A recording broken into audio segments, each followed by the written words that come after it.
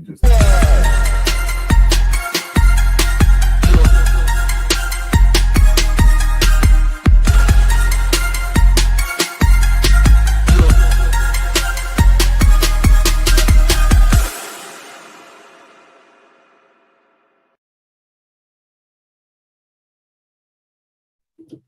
Hey, this thing is not. Definitely leave that right there. That was terrible. I thought we had a thank you.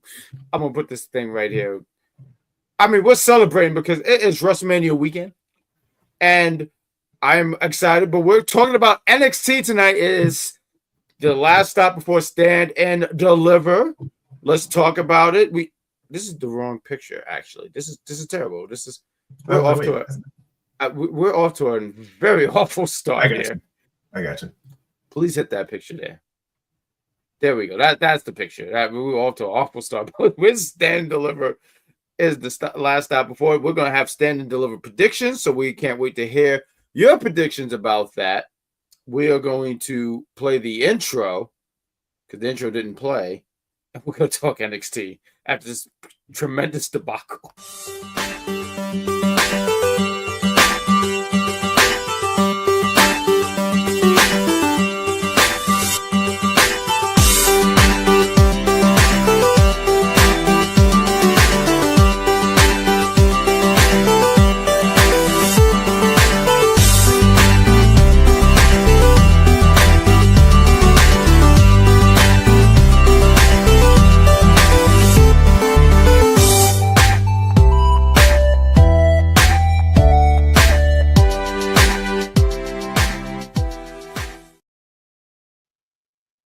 We had the greatest debacle of all time here, but this is Unpopular View, the NXT review show. We're usually joined by one Sabrina Estella, but she took the night off. She said, "Boys, let it be a boys' night."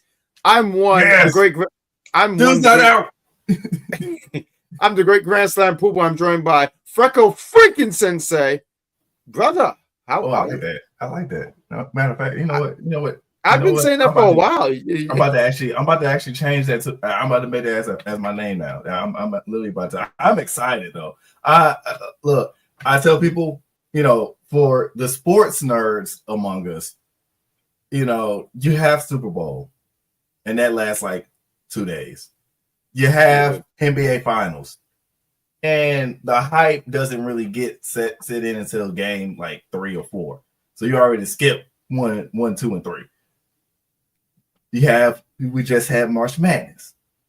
But this is trumps everything. It is WrestleMania week. It is Stand and Deliver week. It trumps everything. The only thing that may beat it is probably the Olympics, but that's not fair because that's the whole damn world fighting each other. But we have great people that's all over the world fighting each other, and I'm so excited. This NXT Go Home show, chef's kiss for everything they did, but I can't wait to tap into it. A lot of people that we saw, we didn't think that was going to show up. A lot of people we was like, oh my God, they came back. So yeah, let's get into it.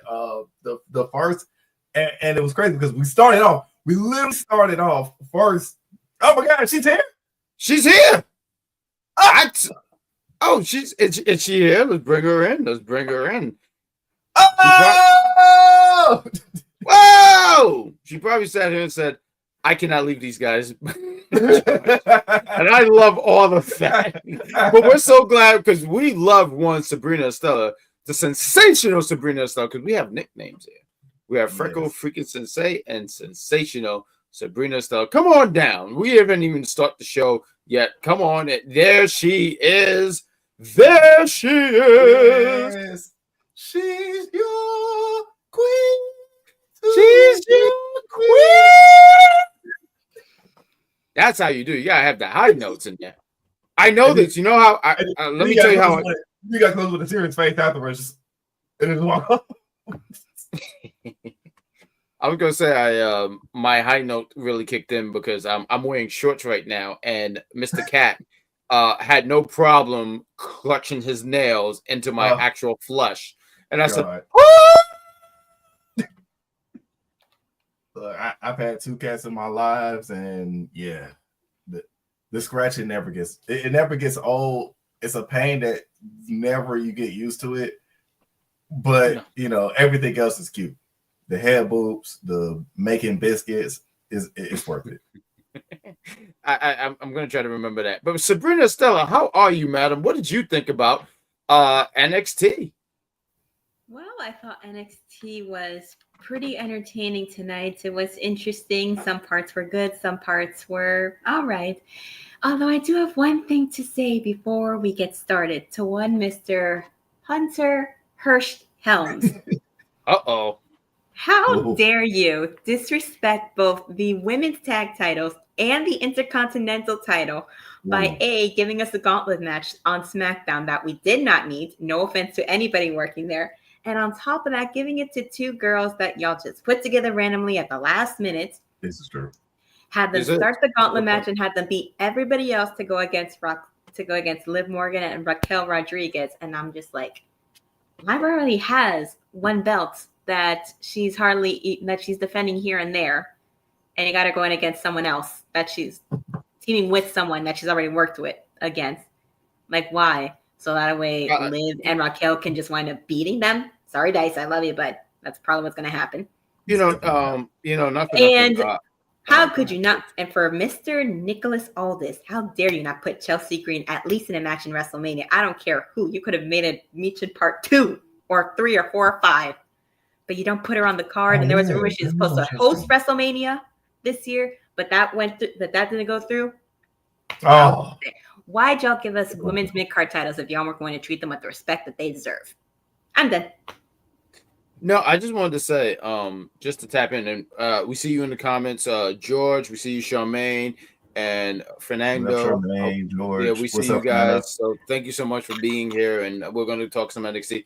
But I just wanted to say, I think you have a valid point. I think one of the things for me when I watch wrestling, I think that these championships, no matter what it is, men, female, whatever, they should always feel like championships, and it should feel like a big deal. And these titles, especially since they're brand new, you have the Women's Intercontinental and Women's United States Championship, and those titles should be on Mania. And especially since they're brand new, just to let people know, like, hey, there's focus on these championships. And I think they've totally missed the ball. Now, can they make up for it? Absolutely. But I do feel like these championships should have been on Mania. You have two Men's Intercontinental and US are on the card. Just saying. Yeah, I agree, because we really didn't need El Generico. El Grande. El Grande Americano. No. I got to cut everybody off.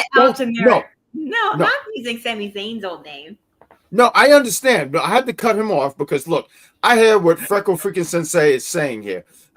Everyone knows who my favorite luchador of all time. One, Juventud Guerrero, the greatest luchador of all time. But I have to say he has been surpassed by El Grande Americano, because think about it, he debuted 2 weeks ago, and now he's on the Mania card. I'm just saying, fantastic. I'm just mad that they're trying to play with our. They're just really trying to play with our knows. That's what she's laughing. They've been trying to play with our intelligence. They've been playing with our intelligence with this whole El Grande, and I like it. I like it for what it is. I do love it. But this just makes me think that Rey Mysterio is definitely retiring probably next year. If this is on the WrestleMania card, that lets me know he's about to retire very, very soon. Because that's the only way. This is the only way I can see this being on the card. There was the Street Profits being on the card. I do feel like they should have been. Yeah, no, I agree. I think they missed. At least you got one tag title being defended. Right. Fernando says it's a fun gimmick. Charmaine just want to say I'm wrong. I can't wait to see you at karaoke so I can sit here and ignore you, because how dare you say I'm wrong? I haven't been wrong since 1997. And we got George. I'm gonna give a shout out to George because I will be going to Vegas on Friday. I almost said February. I don't know how I mix up Friday and February. But George says, what's the full rundown for Stand and Deliver? Shout out to technology. I'm watching while the flight to Vegas. Sorry, hiccups. We're gonna give we're gonna talk about Stand and Deliver. We're gonna run that down towards the end of the show. So please stay by. I'm jealous of you too, George. Everybody who's going to Vegas, man. I wanted to go so bad, but I'm going to Thrope to go to Vegas, and I don't want to go by myself. You know what? I think next year, but there's always next year, and this was to be in New Orleans. And I think New Orleans, I'm heard they going. have great. I want to go because I heard it going. has great food. I've never been to New Orleans Yes. ever. So Me neither. like, And and it's crazy because I'm a New Orleans Saints fan, and I've never been. Never Gotta get been. some Cajun flavors in you. I just want some beignets. I would love to test it out. But you know, Sabrina, Estella, we're glad that you're here because both me and Freckles before the show started, we like, hey, we took notes and we laughed because we're like, we know Sabrina does a better job at the both of us. Yeah, because like you're more detailed. You're more detailed. Like I was like, well, because I also use cage side seats for my notes and information. And I put in some details. I was like, yeah, they did this, they did that. See, so I shout out to Sabrina. She said she had what was the site you called it? Cage side seats. I had a pen. Like I did the old school thing. I'm like the guy from the 1700s with the candle and everything. I do stuff very old school. So I love that you did that. Dip it into your ink and you write on the paper. So there's a great picture. If you look at my stories on Instagram, because I always share stuff with Mr. Cat, he just slayed on the book. And I was like, I can't work like this. I'm very because he's trying to like copy you. That's why. If you buy something similar to that, honestly, you might lay on it and leave it alone. I honestly think this cat is going to be a bad cat. I think he's going to have a leather jacket and stick up his middle paw. And I'm hoping that I become a good father to prevent him, because right now I think he's listening to like, I like Papa Roach. I can't say nothing bad about Papa Roach, but carry on. I'm sorry. He's turning into Tariq Cat. He's turning into Tariq Cat Patrick. No, he was listening to Kevin Federline earlier, and I turned that shit off immediately. Oh no! Oh God! Oh wow! Why? Okay, moving on to somebody that I forgot even did music. Let's get. I think we all forgot that he did music. I didn't even know that he did music, honestly. But anyway. There was an hour. But please, Sabrina, Estella, please take away. But we see you, George. He said he's got 3 hours on. So we're usually an hour. So hopefully you're still with us when we do this. I don't know about 3 hours. You can always just like finish after it's done. You can just rewatch it again and again. Please do. But Sabrina, Estella, please take the floor about NXT. Well, we started off real hot and strong. We had our Fatal 4-Way Contenders match for the NXT North American Championship with All Ego, Eddy Thorpe, Lexis King, and Wesley, with Ricky Saints joining commentary for tonight's match. And all four of these men brought down the house, and all you could think is, how is anybody back there going to top it? Because I personally did enjoy this match. I enjoy watching 3 of the 4 of them as far as like their in-ring work and their character work. I mean, if anybody watches, y'all know exactly who I'm talking about. And if you don't know, then my hint is it's the one that Eddy Thorpe called out to be a greedy white boy that's not happy with what he has and has to have more. But I mean, match was good. There were great spots all over the place. We got submissions with Ethan getting Lexis into the Boston Crab, with an added crossface, and Wesley puts him in an arm lock, and it's just insanity all over the place. But all a twisted grin to when Lexis King, Ethan Page, punches his ticket for Stand and Deliver. Freckles, you want to take the floor first, my friend? So I honestly had it down pack of who was going to win this between Ethan and Wes. I thought it was going to be Ethan because he kept attacking Ricky. Nah, that was my biggest thing. I thought, sorry, keep coughing. Jesus.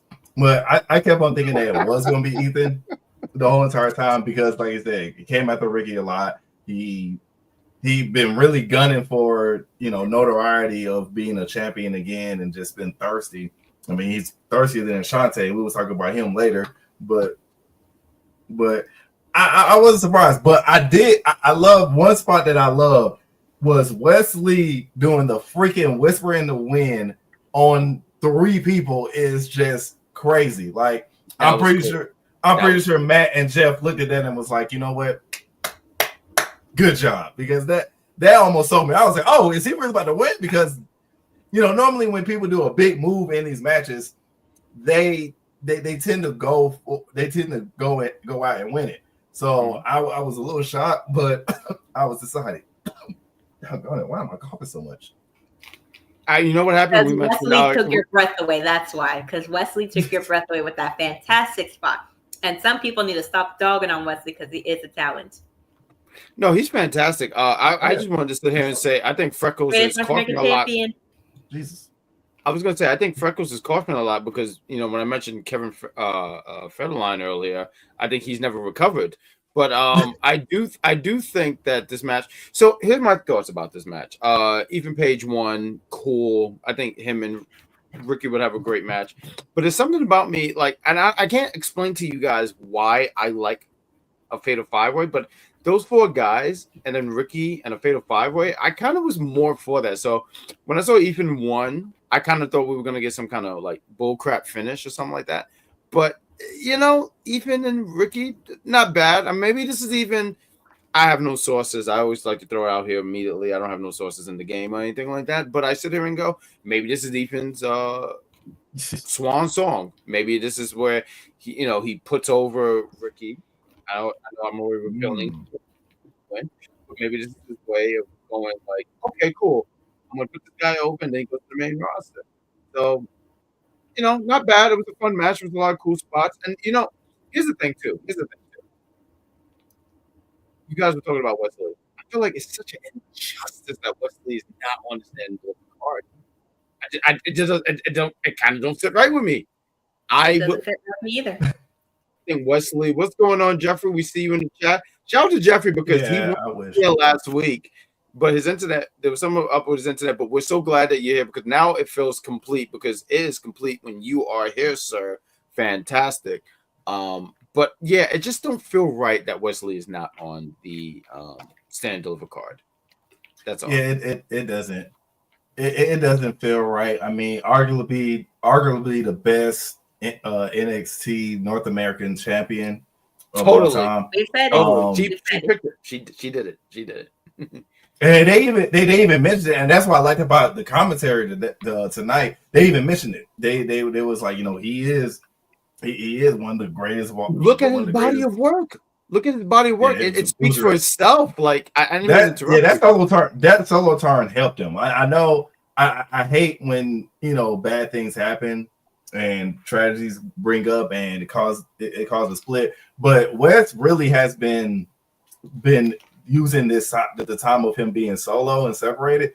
He's been going and hitting. So I am hurt that he's not going to be on Stand and Deliver. He'll probably have a background moment, a segment or whatnot. But yeah, we're missing the gym. We're missing the gym. And I agree. And I hope that it's hard because I feel like they have a direction right now for the North American Championship, and I don't know if I can see him. I remember saying on Big Pop, I was like, it would be cool if he goes for the NXT Championship, but for me, I'd rather have a babyface Wesley than a heel Wesley. Maybe there's money. Maybe there's money in that. Maybe, but for me, I just feel like it's better if he's the babyface, and he gotta get his lock. He gotta get his lock back. As a guy, yes. He's a guy who has a lock. I had someone ask me, "Was I ever cutting these?" No. These things will cover my face. I will look like there was a character from the Addams Family. I can't think of his name. Bing? No, the butler. I want to be Butch or Butch. I don't know what his name is. Oh, Birch. That's me. I want to be that. I just want to be super tall and just go. Oh, I thought you wanted to be cousin It. I'm no one's cousin. I'm the cousinless one. Jack. The cousinless one is wild. Well, no, I'm sorry. I gotta do it in my Mike Knox voice. My Mike Knox voice. Wesley is the greatest NXT North American champion of all time. I can tell you how loud that was because my cat was asleep and he woke up, and I have headphones on. Good job. Thank goodness I have that too. I would have probably woken up complete with my neighborhood. I live in a house, so I can. I live in a house too, but there are people close by. These houses are pretty close together. Oh God. Oh, I'm about to wake everyone the fuck up. Ooh, but is that my first swear? Oh, that was. I don't even know what the swear jar is. I have one down here. Oh, good job. I did. I forgot anyways, about the pause. I forgot about the pause. I did. it's all I right. ain't doing it again. Mike Knox will give you a B+ for effort, and we Yeah. know he will because he does watch these afterwards the next day. So we love you, Mike. But after that, speaking of the mic, Ethan Page gets on the mic after the match is over. Say hi. And he says Ricky wasn't expecting to see him here, but that everybody remembers there first. And he ruined Ricky's first title win, and he's going to ruin his first title defense. But then he gets taken out with a spear by Ricky and holds his title high up in the air. That made me nervous because typically I like to go with the formula of whoever was winning today probably is losing at Stand and Deliver. I hope I'm wrong, but I was kind of wishing that Ricky didn't come out on top just to give us that. Yeah, he definitely winning and Stand and Deliver. He's gonna get his get back, but this probably is the opposite. This is probably when it's like Ricky made a statement. He got. Ethan Page beat him down twice. Like he got tired. He got tired. He got fed up, and that spear was amazing. That spear looked amazing to me. It took a spear. I don't think the spear is anything what Braun does, but it's a pretty solid. I mean, we all saw what he did to Carlito. Mm-hmm. Good God. It was just a fantastic spear. I hope they add that animation. I hope they add that animation. I don't know if it's too late to add it in 2K25, but in 2K26 because that was wild. Yeah, but I don't think they're gonna do it that way. Nah, it's not. It's too late. They're not gonna. The devs not gonna update it. But I hope they do. Listen, there's always next. But I just wanted to say real quick. I'm sorry, I don't want to cut anybody off here. But said he's asking stand delivered predictions. We are going to give stand and delivered predictions tonight. WrestleMania predictions, I believe. Freckles. Yes. 7. Yes, Thursday night, 7 p.m. This is like I know it's WrestleMania week and Saturday Liberty. This is almost like Freckle week. Like y'all been having me all week. Like I did production. Listen, I did production this morning. Put in the extra shifts. I've done it before. This morning I did production for Mike Knox show. Shout out to Mike Knox because we had a great time. I had a great time with him and Michaela. Shout out to Michaela, and she is the reigning, defending, undisputed segment of the year, and she might win it again. You know what? I know Mike's gonna watch it back, but look, shout out to Michaela. But I've been working on a segment of my own. It's called the Mr. Cat segment, right, Mr. That's not fair. We ought to put. We got. I don't care. We're bringing it to the Jackson matches. And pets. No, there's some people who don't like cats and they're terrible people. They probably eat Brussels sprouts. I don't know what to tell anybody. And Brussels sprouts is actually really good. So I hate that I attacked that actual vegetable. But we're working on something right now. It's going to be good. And you know what, Michaela? Nobody goes for Brussels sprouts the first. Michaela, she's done fantastic work. I'm not taking nothing away from her. She's fantastic. She's number one. But Mr. Cat segment, good luck because we're doing stuff right now. Matter of fact, you don't even know. We worked on we did the Rocky Balboa 4 segment. We're working on it. See, George won it, the Mr. Cat segment. See, it's over. We're about to do it over. We're about to take over. Let's go. Anyways, we get a hype. Hey, Mr. Cat with a leather jacket. Go ahead. Yeah, that's not fair. You can't beat a cat with a leather jacket.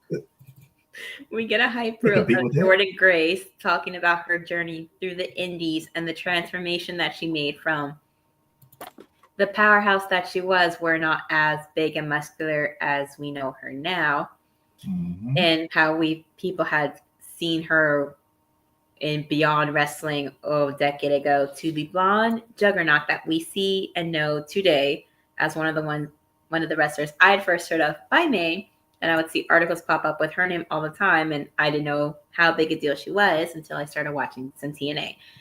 And she's talking about how she's going to win the title at Stand and Deliver. I thought it was really great. I mean, It may be great strong, but I'm saying I thought this was a really good promo. I thought it was great for people who was not super familiar with her work from TNA or the Impact Yeah. Wrestling, and I thought they nailed it. And also just having a realistic look on her. You mentioned before about she wasn't the Juggernaut that we know now. She was a different version of herself, and she talked about getting stronger and liking that feeling and holding down the knockout championships. It was something that she said.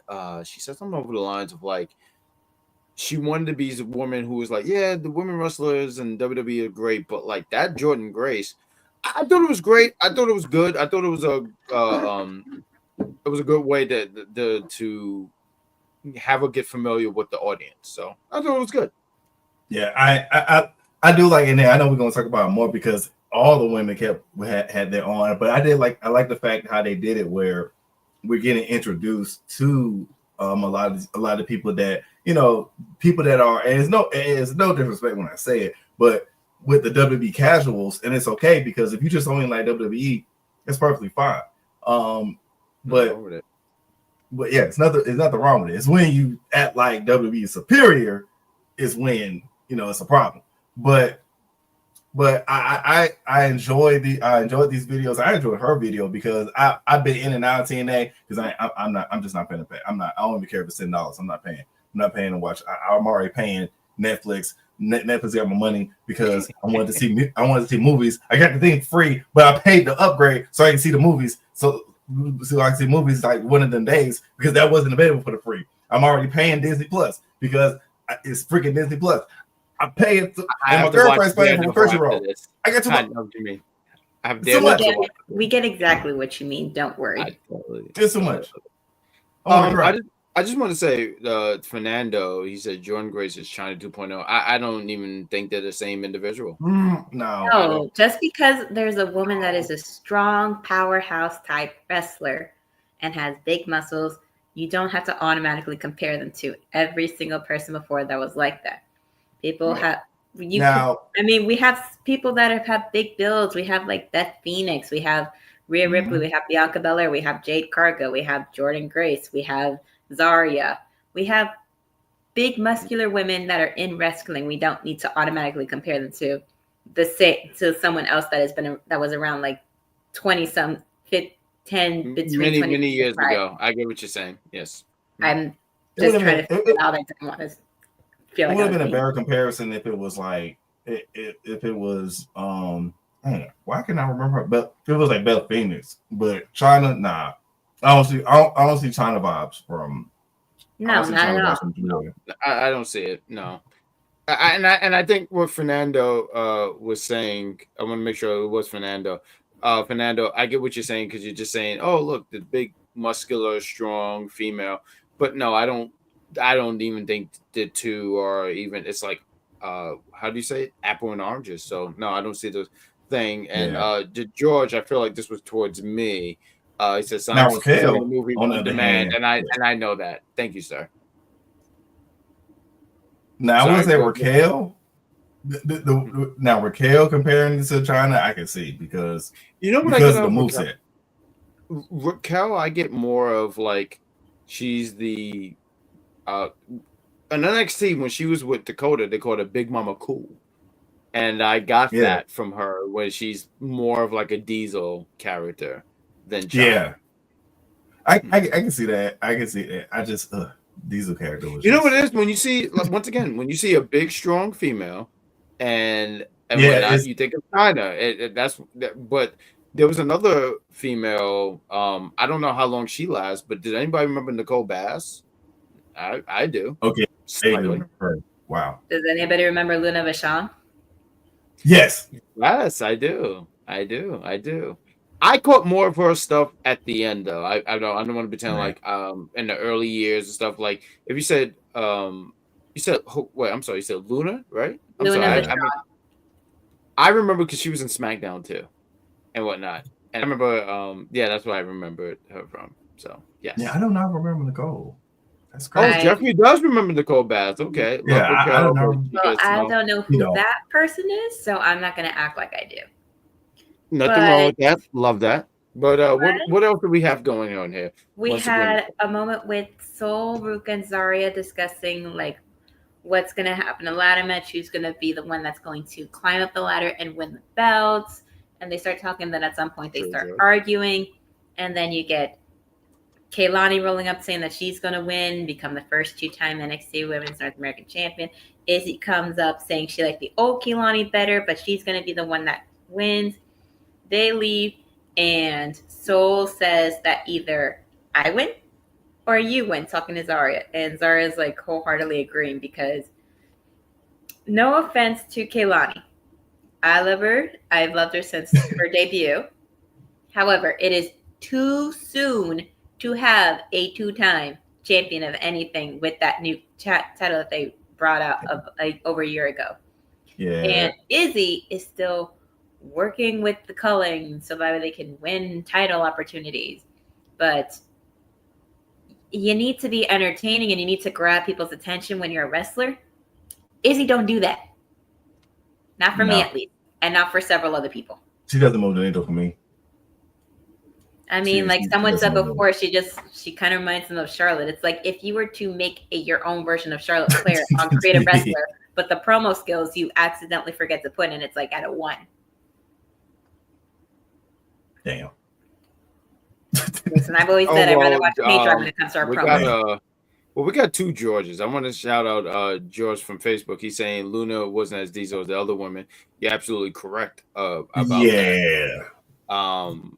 Jeffrey said, scared me. Her and Luna. Luna scared me. Says Bam Bam's main squeeze. I can get why. Bam Bam's main squeeze. We got Jeffrey. He says Kalani and her blue top. Kalani's a pretty girl. Yeah, I like her. I like Kalani. I like her character, but I agree with Sabrina. She's not. She's not. We don't need. She's trying. We don't need a 2-time.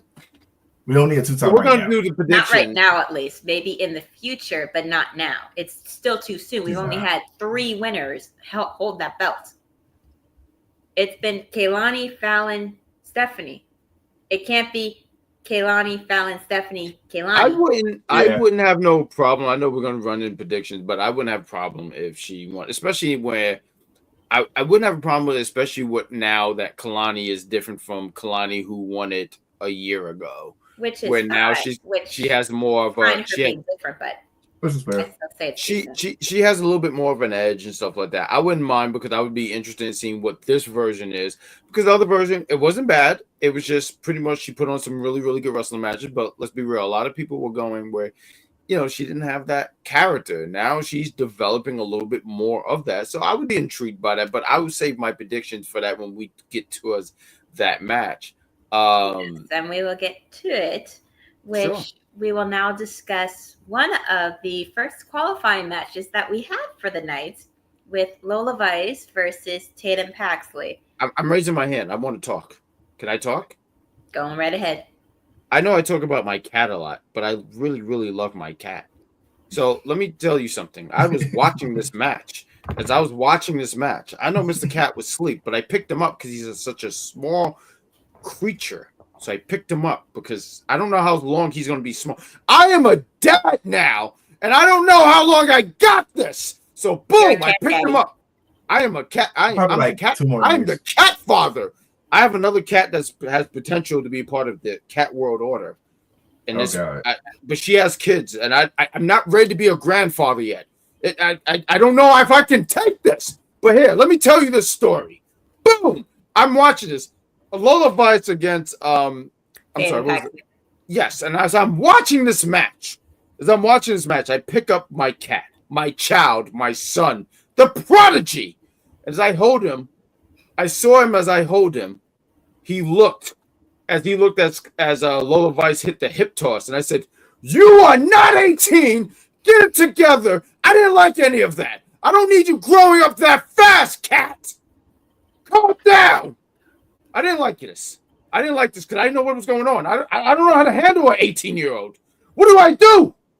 So he saw this, and he was very much into Lola Vice, and I need him to calm down because I need him to watch what was that called? Nick. Yes. But Nick Jr. Absolutely. He needs to watch Nick Jr. He's moving. He's growing up too fast for me. I don't know how to handle this. I just started changing diapers. Now he's quoting Kendrick Lamar. What do I do? I don't know. I'm very frightened. I didn't ask for this parenting gig, but I'm a parent and I'm going to protect my child. I'm sorry, but the floor is yours. I forgot the cat years. I know dog years is 7. I think cat years is like 4 or 5 or something like that. I'm not ready for any of this adulthood shit. Can't really remember. And I'm very upset at this. Technically, he already like almost a teenager. No, cat years is different from human years. But I will protect him. I will cover his eyes anytime because he looked when Lola did that, and he did. This is Mr. Cat when I'm holding him. That's it. No. You're nasty. Well, he's intrigued by what's happening on your screen. Curious. What can we say? He's a young one. He's exploring. But we do have Lola versus Tatum, and I did like the match. I liked it. Stop it, Jeffrey. I felt like it might have been a little rushed. That's just me. But it did look sped up. A little bit. And it kind of reminded me of the show that I went to this past Saturday where they had 2 women's matches. And ironically, the one for the championship belt was a little rushed only because it didn't build up much of a storyline for it. But that's nor here nor there. But, I mean, Tatum had her mind games like she's good at. And Lola does what she does best, putting her MMA spin into her wrestling. Mm-hmm. And with you're rocking, or I'm not sure how to say that wrestling name, so if I butchered it, I tried. And Lola wins and gets a spot in the ladder match at Stand and Deliver, and now Dice can die happy. He can die happy. Listen, we all know how much that man loves Lola Vice, even though he didn't put her in his top. He's the one. Dice gonna have a field day this week. 5. His honorable mention. You're right. Yeah. No, Lola Vice. If I can say real quick, I would have shout out to Lola Vice. And not to say she doesn't deserve this position. Yeah. I was interested in seeing what Tatum could have done in the ladder match. There's something about that where I don't know. Like I'm sorry that I don't have the words here, but I don't know, something about it where I think this would have worked for her. A ladder match. There would have been a ladder match for her and stuff like that. Yeah. And once again, shout out to Lola Vice. Lola Vice is a tough cookie. Listen, I'll be real. She can beat my ass, so I'm not going to talk any kind of crap about her. But I would have liked if Tatum got that position a little bit more. But shout out to her. Good for her. Yeah, I was running for Tatum, but I was like, okay, actually, Lola makes a little more sense now at this point. I was curious to see what Tatum could do on the ladder match. Even the commentary was like, seeing how dangerous he can get. But it makes more sense that Lola has a bigger name, and when it comes to these things, they're gonna go for the person that's going to get some type of pop or people that something that people kind of know, because Stand and Deliver, this is where you get people that it's coming from is going to WrestleMania for WrestleMania, but then they're like, oh, you know what? Let me just watch. Let me watch. Stand and Deliver, since it's only like $100. Let me just go see. So you about to get people that's on the casual side. Watching everything. So like I said, I get it. I wish it was Tatum, but Lola makes there's just an interest about that of what could have been if Tatum would have got that role. But I'm sorry, because I'm about to ground my kid here because Jeffrey's talking some nonsense. Is absolutely not. Mr. Cat will not be accompanied. Lola, I'm sorry. What'd you say, Freckles? I'm sorry. What'd you say? Yes. Because I'm about to ground my kid. Do it. Mark. Yes. Hold on. Yes. I'm about to bring Mr. Cat. Look, doggone it. We need a sponsorship. If Mr. Cat can get us an NXT sponsorship, then Mr. Cat, I'm sorry, but we're gonna do only calls. We're gonna be doing everything. I'm about to ground my kid right now because you guys did this. I want you guys to know, all of you, bring him in. I know you didn't, Sabrina Stella. You're a sweetheart. My friend is about to bring him. I'm about to ground him on telling you, air brother, because you you don't guys get- did this. Hey, there's nothing wrong with only pause. There's nothing wrong with only pause. Only pause. There's nothing wrong with only pause. I'm just saying. That's so brilliant. Because that I'm could mad make you money came and up I with could before I retire. did. Moving on. Now we get Julia. Don't you ground him. No, look at the camera. You are grounded. Don't You you hear ground me? him. Don't you ground my You nephew. see this? You are grounded. Oh, he looks so cute. You don't like any of this. I can't ground him. He's too adorable. Go ahead. Exactly. You can't ground him. He's too cute and precious. Stay on the show with me. Come here. There we go. Go ahead.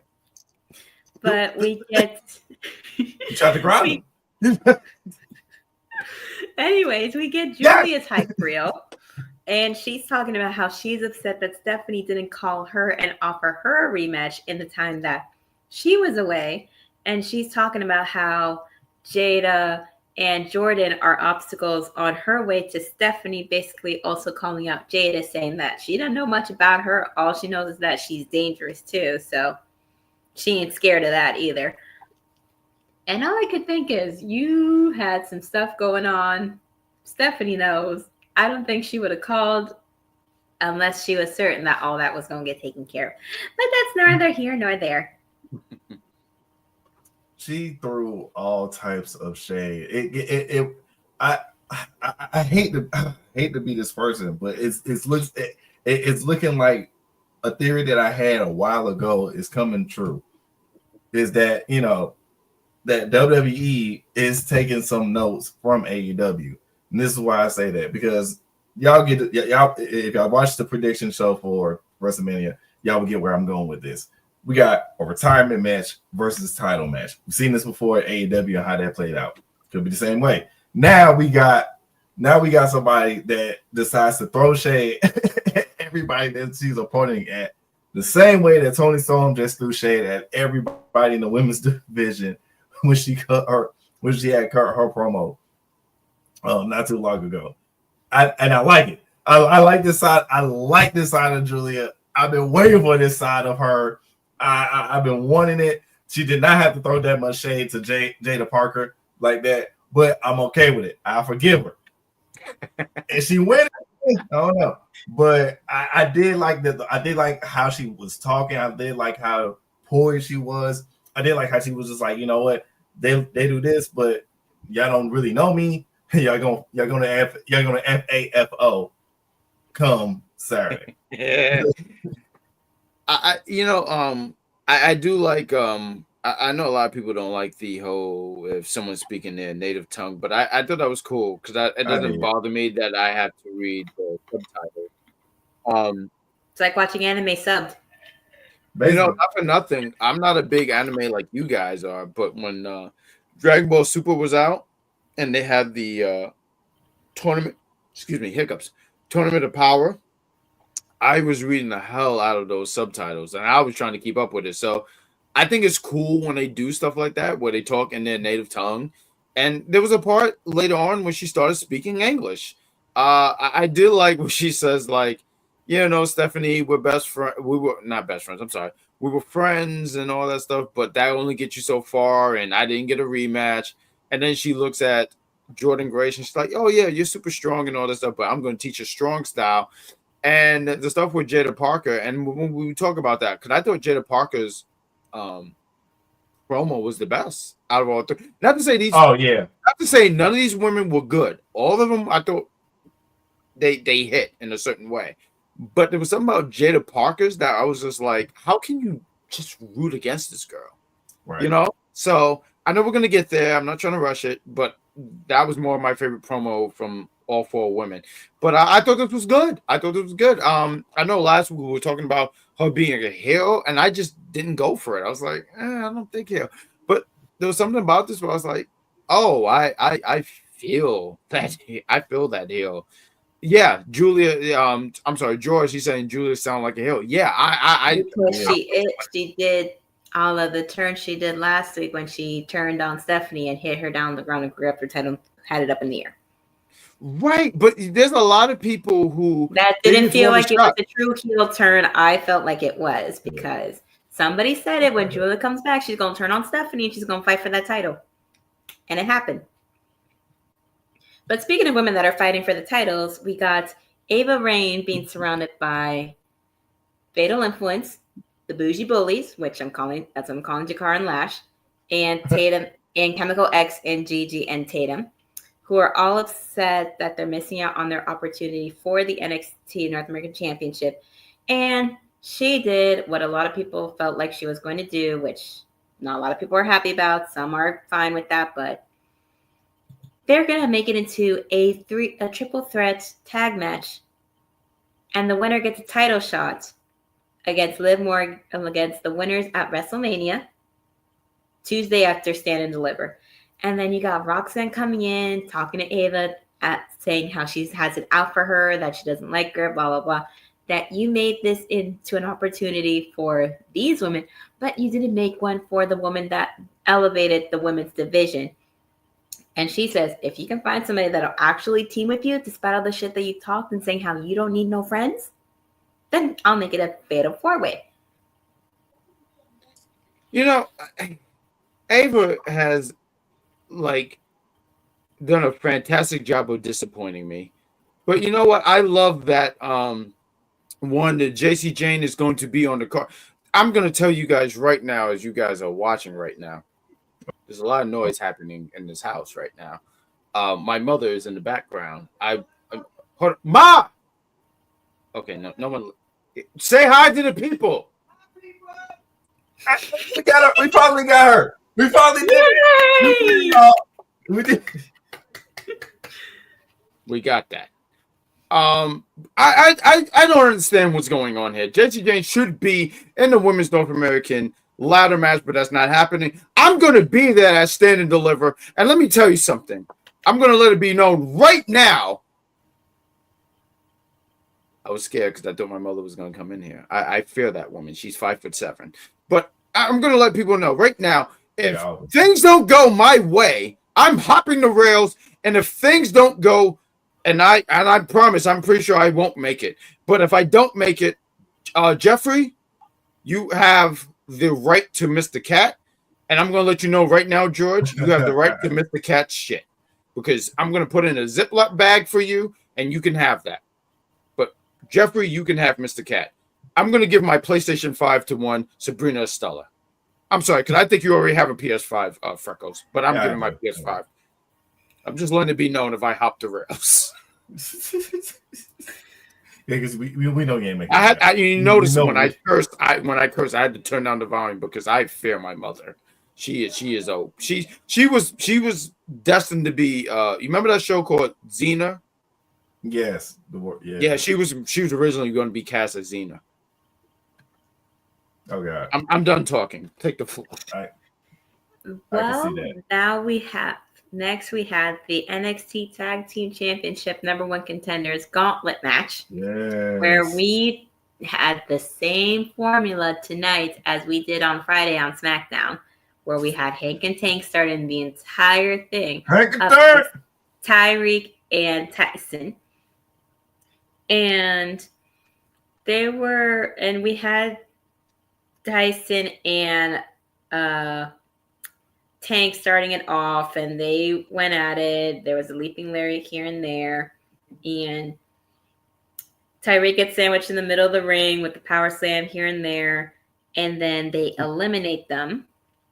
And then the Culling come out next, which they go at it back and forth at their bit, atomic drop here and there, corner splashes, and they get the Nico accidentally, I'm going to just say it like that because I don't trust nothing that the Culling do.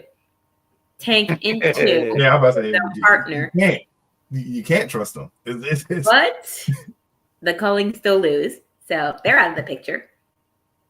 And then we get the no quarter catch crew coming out forward with Tavion Heights getting a power slam onto Tank, then working Tank over. Then we get a little bulldog, a stinger splash. And then we see that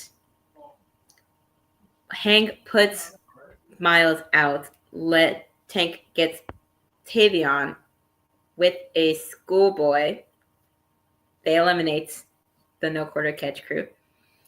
And then you get Josh Briggs and Yoshiki Inamura coming out last. And they go at it for a little bit. They get kicked. There's a sidewalk slam to a big splash. Briggs gets a big boot in the corner. Inamura gets tagged in. A double team choke slam backbreaker. But then Tank breaks it up. And with the small package from... Basically, wrestling is officially for chicken banana. Get out! I'm sorry, she wanted to be funny. I wanted her to wave and she wanted to be... And with the small package from Hank onto Briggs, Hank and Tank win and become the number one contenders for the NXT Tag Team Champions. Now, I don't have a problem with this gauntlet match. And there's an obvious reason as to why I don't have a problem with this gauntlet match. Because all the teams that have been in there, with the slight exception of Briggs and Inamura, are more established, have been working together longer, have been teaming longer, have good chemistry working together. Briggs and Inamura have been teaming up for a few months now. But that's also because they had worked together in Japan for a while, wrestling each other, and they got to know each other and became friends and all that. This is where I'm fine with this gauntlet because at least all the teams are established and have worked together longer. The SmackDown one, 4 of the 5 teams were just put together randomly because of some promos here and there that they've done, some backstage segments. The only team that was a solid one that has worked together for years was Katana and Kaden. And even they got slammed. And they got beat the worst. What are you doing? What are you doing to these two? Of all the teams that you put into this match, I've said it. What's the point of the tag team titles for the women up there anymore if y'all are just going to treat it like shit? Yeah, I said it. I said it on SmackDown because I was actually I've been over everywhere because I said this on SmackDown review show. Shout out to Mike Knox once again because we was both on SmackDown Penitentiary this past Saturday. Damn, I'm all over the place today. I mean this week. It's Freckle week. It's Freckle week. All freaking week. All freaking week is your week. It happens. I've had my weeks. But I said it. I said that Triple H kind of shows that he really does not care about tag teams. Like he's not he's more of a faction guy. He's not like a tag team guy. Hold on. You said that, and I do want to ask this real quick. You said Triple H, right? Does he not run SmackDown too? Because I feel like in SmackDown, they actually have a lot more. They put a lot more effort in their tag team division than Raw. I can't defend. Raw. But SmackDown, and matter of fact, something I was thinking that was going to happen. I still got a few more days, but I'm starting to lose faith in it. I said on the Big Pop Theory podcast, hello, who are you? Oh, okay. Oh, hi. I'm sorry. I have a bunch of cats here. Thank you. I'm sorry, my nephew and niece. You didn't do anything, niece. Get out. We got special guests. We're so popular. No, I'm sorry. We're so popular that we get special guests.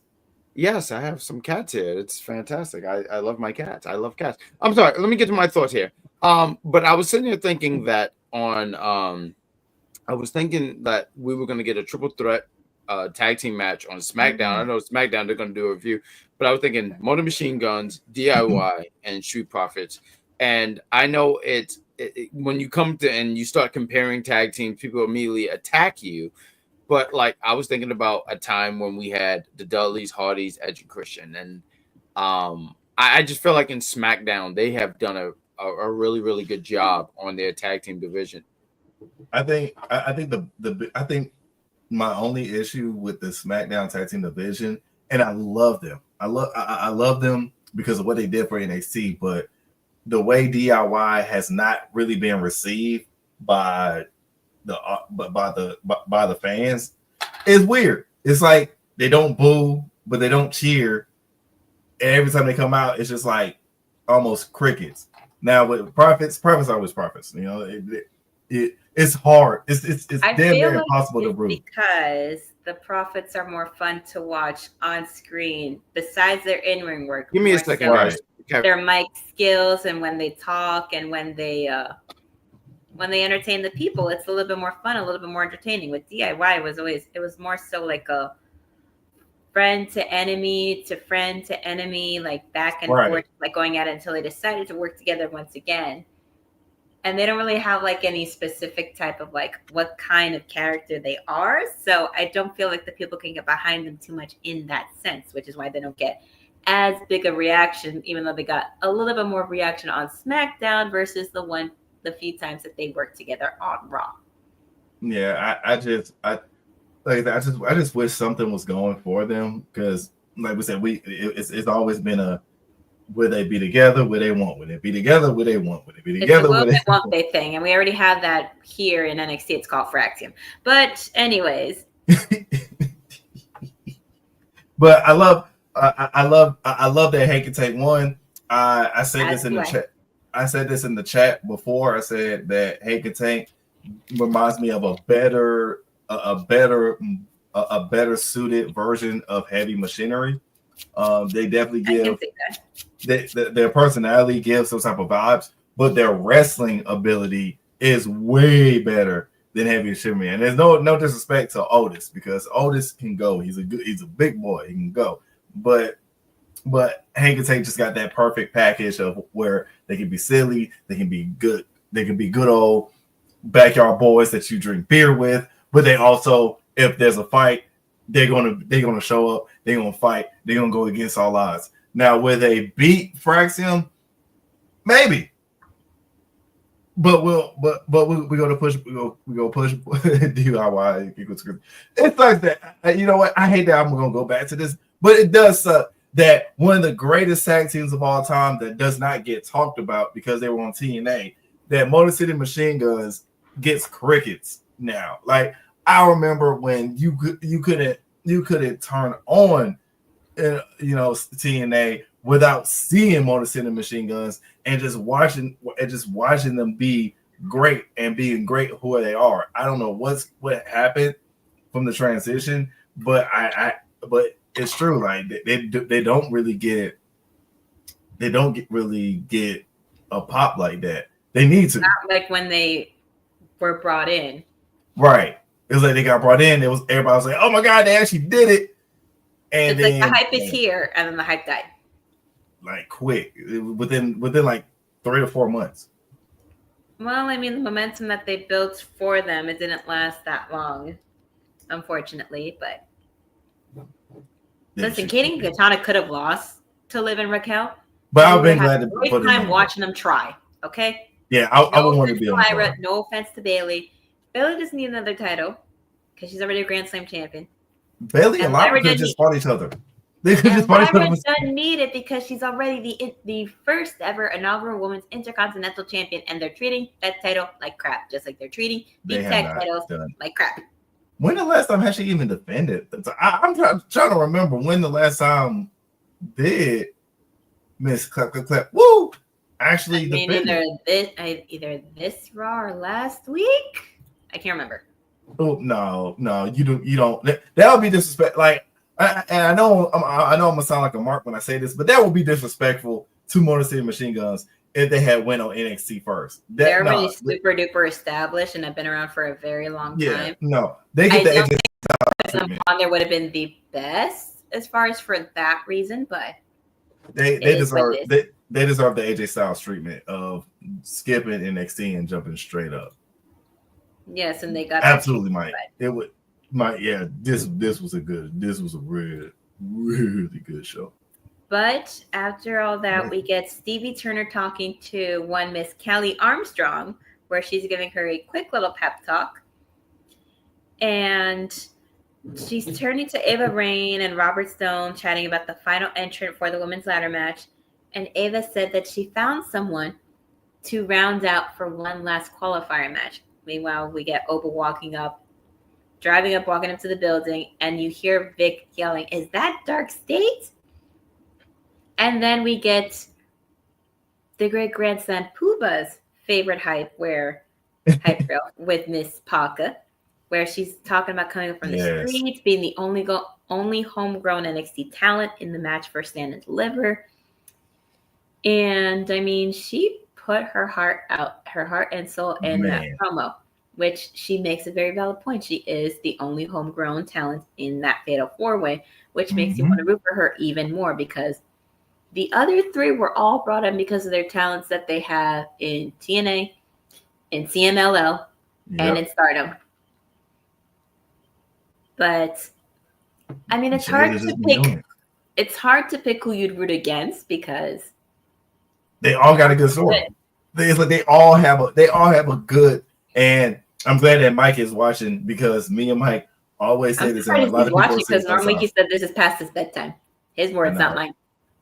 No, right. But you know, we always have this thing where wrestling is storyline, and that's why I loved about. That's definitely what I loved about Jada's telling us her background, telling us everything that she had to fight for, losing the closest person that was to her. I lost my best friend 2 years ago, and it still hurts to this day. So it's like I understand. It was very compelling.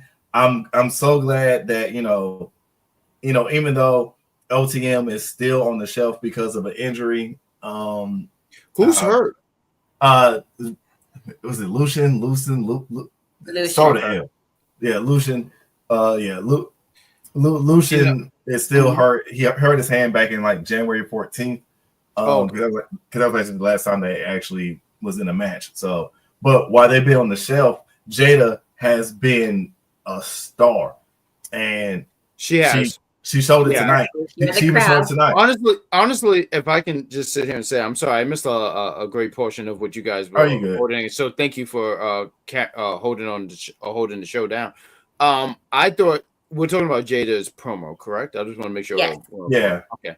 I thought it was fantastic. I thought it was real. And not to say that these women were not real. It's not that. But I felt like you had that character work of Jada Parker, but then you also saw the real stuff. She said she lost her best friend.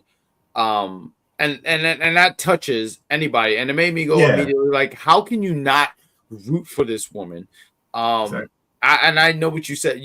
Freckles, you said you lost your best friend. I lost my best friend 5 years ago, talking about my father. That was my best friend. He knew my mind. And when I saw those tears, I immediately was like, ugh. I was like, nah, I can't look at it. I'll cry. I was like, I can't look at this. I'll cry. I'm going to cry. Absolutely. And it made me go and say that I don't see her winning this weekend, but I sit here and say this. I want to say this. She has potential to be a future champion. It doesn't matter if it's mid-card, women, world champion, whichever one, how you want to word it. But I sit here and also say that she does not seem out of place at all when she's at any time when she's in this opportunity when it comes to, because I feel like she was in the Women's North American Championship when they debuted it last year, the ladder match. She was in that, right? Yeah. Yes. And she's been in Women's Championship. She never seemed out of place. And one day she's going to have gold because she's fantastic. And I would sit here and go like, go ahead. What do you want to say? I think she gets gold. Like after Stand and Deliver, I think she gets gold. I think it's coming like the next, probably not the next next PLE that we'll have, but I'll say 2 PLEs coming down. She's going to win gold. I think she's going to get that North American title. She has, and you know what? Not for nothing. I think if she did, no one's going to sit here and be like, "Ew." Like, I just don't see that. I just think that she has so much potential, and she's someone who she understands her character. And there was a lot of things that she was even saying. I'm sorry that I don't have everything worded down, but like stuff where she was talking and she was like, I am how I am because of this and stuff like that. So, right. Yeah. So like, and she doesn't seem, I understand these are characters. I understand that, but there's a certain legitimacy that I get from her, if that makes sense. She needs to give LeBron. I'm so tired of LeBron. I mean, I'm trying my hardest not to sound like a LeBron hater, because I'm not a hater. I always say that he's top 3 of all time. He's just not better than Kobe or Michael. He just can't. But the LeBron glazing has to stop. The LeBron glazing has to stop. Damn it, this is wrestling. I don't need LeBron in my wrestling. I just don't. I'm tired of him, Bronny, all of them. I'm tired of it. I'm a Lakers fan, diehard Lakers fan, and I'm tired of them. I needed to leave immediately. Yet, and Mr. Cat has my back on it. He just co-signed it. He agreed to meow. Anyways, we have the Dark State and the D'Angelo family having a brawl in the parking lot. Man. Which I was just like, what the hell? This Which obviously was Zach's idea. And then at some point close to the end, you see people coming in the confirm mode. And he's like, what the F is going on here? I had a plan. You said, you know what? We're gonna get a match once and for all with against them to solve this problem. I was just thinking, why did we need a brawl in the parking lots? But oh it's my whatever. god! They always got to do stuff in the parking lot. There was more brawling outside. There was more brawling inside than outside. They have to say what was the point of the parking lot. The parking lot looked like it was just an intro and an outro. There for decoration, right? Because all the stuff that happened besides the double choke slam, all the stuff that happened was on the inside. But I did save this, and I wanted to share it with y'all because of the fact that on Thursday night we'll be doing a UPRE top 5 Marvel movies, and one of the movies that may be on one of our lists is Captain America, and this man right here. His inner Captain America. Listen to that. It was just beautiful. It was just so beautiful about that one spot. I don't think I've ever seen it. That's why I've never seen somebody just take the lid. Wow. And just throws it like it's ah! I'm sorry, someone came in there. Bro. I thought I was muted. I'm sorry. It's all right. It's all good. But anyways, we get the final hype reel with Stephanie, where she's basically shown making media appearances in her home country of Chile, basically showing where she comes from, how it started, why she's fighting as much as she does, and just showing us the vulnerable side of Miss Stephanie Laquer, which a good number of Black people, some of us act like we tough as nails and we hard and like we don't cry or show any emotion, but talk shit about our homeland. Yeah. And you're gonna get beat. Yeah. I learned recently that she did a interview, and I guess it was in Spanish, but she talked about I feel like there's always a bibbing war between AEW, WWE with talent and stuff like that, and AEW was ready to throw all this money towards her, and WWE was like, okay, cool, good luck on AEW, and it's not even like a knock on AEW like at all. But like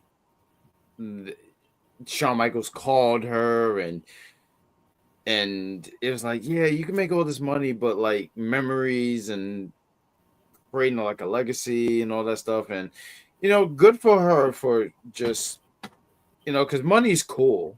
Don't get me wrong. Right. Yes. I'm sorry. I heard him. Mr. Categories. That was in the category. Oh yeah, I heard that. Okay, cool. But like money, it's cool to make all this money, but money doesn't create happiness. So shout out for her to just being like, I wanted to live my dream. She wanted to be in WWE and she did it. And I thought this promo was really good. I thought it was good. I liked Jada Parker's a little bit more. I just wanted to touch a little bit about the stuff about the family and Dark State. It's something about the way this was recorded that made me laugh.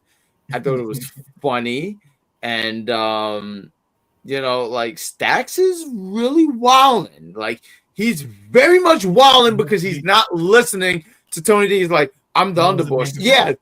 Yes, you're the underboss, dude. Like you're the underboss. You're not the boss. You're the underboss. That means you are under. You are under me. So you have to take. I didn't like how any of that sounded, but you get what I mean. So please, I'm sorry.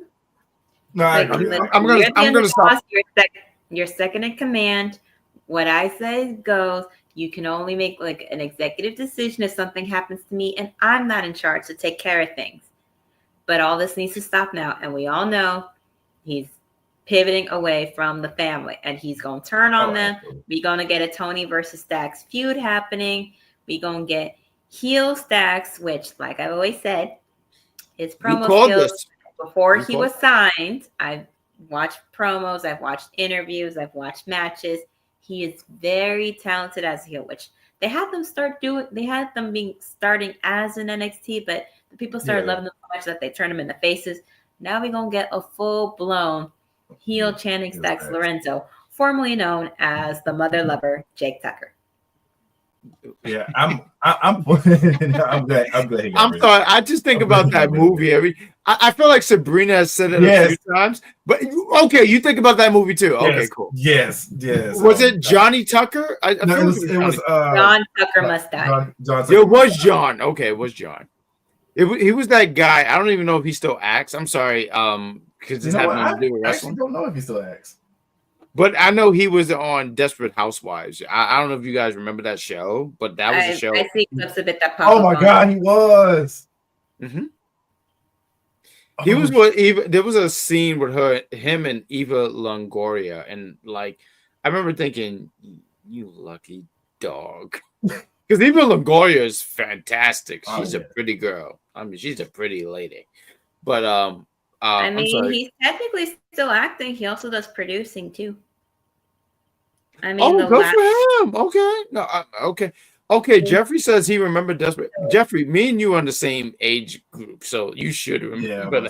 Eva is very beautiful. Oh, he was in Dallas. Oh, and he also recently just was on an episode of Law and Order.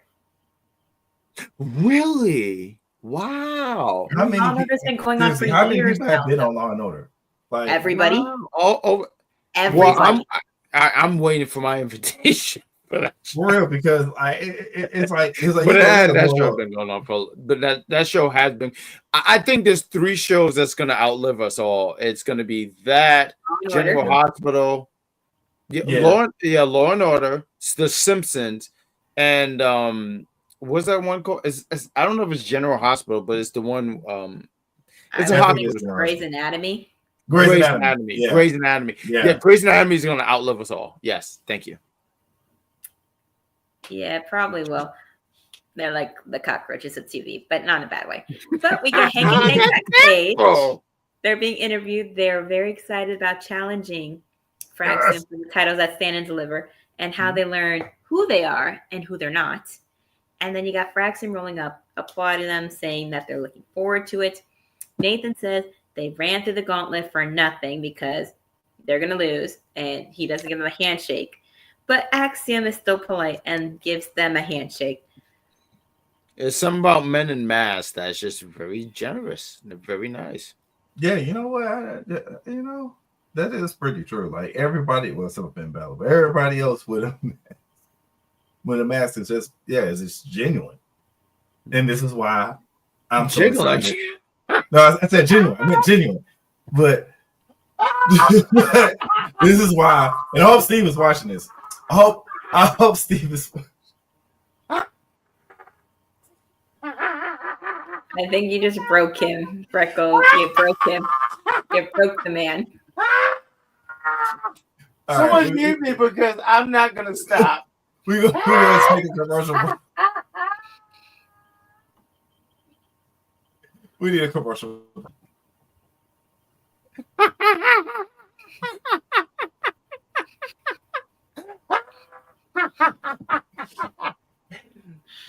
Woo! I couldn't even hear what you said because you just started cackling. I couldn't even hear at all what you said, which we're not going to say it again now because it's going to start again. This is the perfect time for a commercial break. We need a commercial break. We can play one. We'll be back. We'll be back. We'll catch you up on some other things that we have going on NXT. Just like this one that we have with one of our new up and coming people, Matt. Oh, damn it! I cannot speak right now. Matt Dog Kelly. Matt Dog Kelly. Try to say that freaking 3 times fast. Anyway, but we'll be right back. We'll be right back. This is NXTrio. Yeah. Money. But Ricochet behind the scenes, somebody interviewing, he's total dog shit. With nobody interviewing, he's total dog shit. With him in the ring, he's total dog shit on the microphone. Like he's just dog shit when he's talking. I'm pretty sure he probably is dog shit, dirty talking to Samantha Irvin and that. I'm pretty sure he's just dog shit altogether. Just opening his mouth. That's all. I agree. He's annoying at this point. He is. The fact that he thinks he can out-talk the Miz is just, I'm sorry I have to bring that up, but this is like the biggest thing on my mind for tonight's episode. The thing that he thinks he can out-talk the Miz is just crazy. I guess the best part about it is that Brian Cage goes, who dies? Everybody. Who better? Nobody. I'm like, damn, that's kind of catchy. I like that shit. And then walk out. I'm like, oh shit, the shit just got good. And then you guys leave. I was like, okay. It's God, man. Read these names, and I'm just going to say the names off, and you just tell me if any one of these sounds like viable opponents. Preston Vance, Jack Jameson, and fucking Griff Garrison. I didn't even know this was a stable. They're called the Frat House. I didn't even know that was a stable. I swear, I watch wrestling every week, and I didn't know that it was a stable. They have a stable named the Frat House. What the hell? God, it's just, oh my God. Okay, I can't. Sometimes so it's Tony Khan. I just can't understand the man's decision making. I just don't understand it.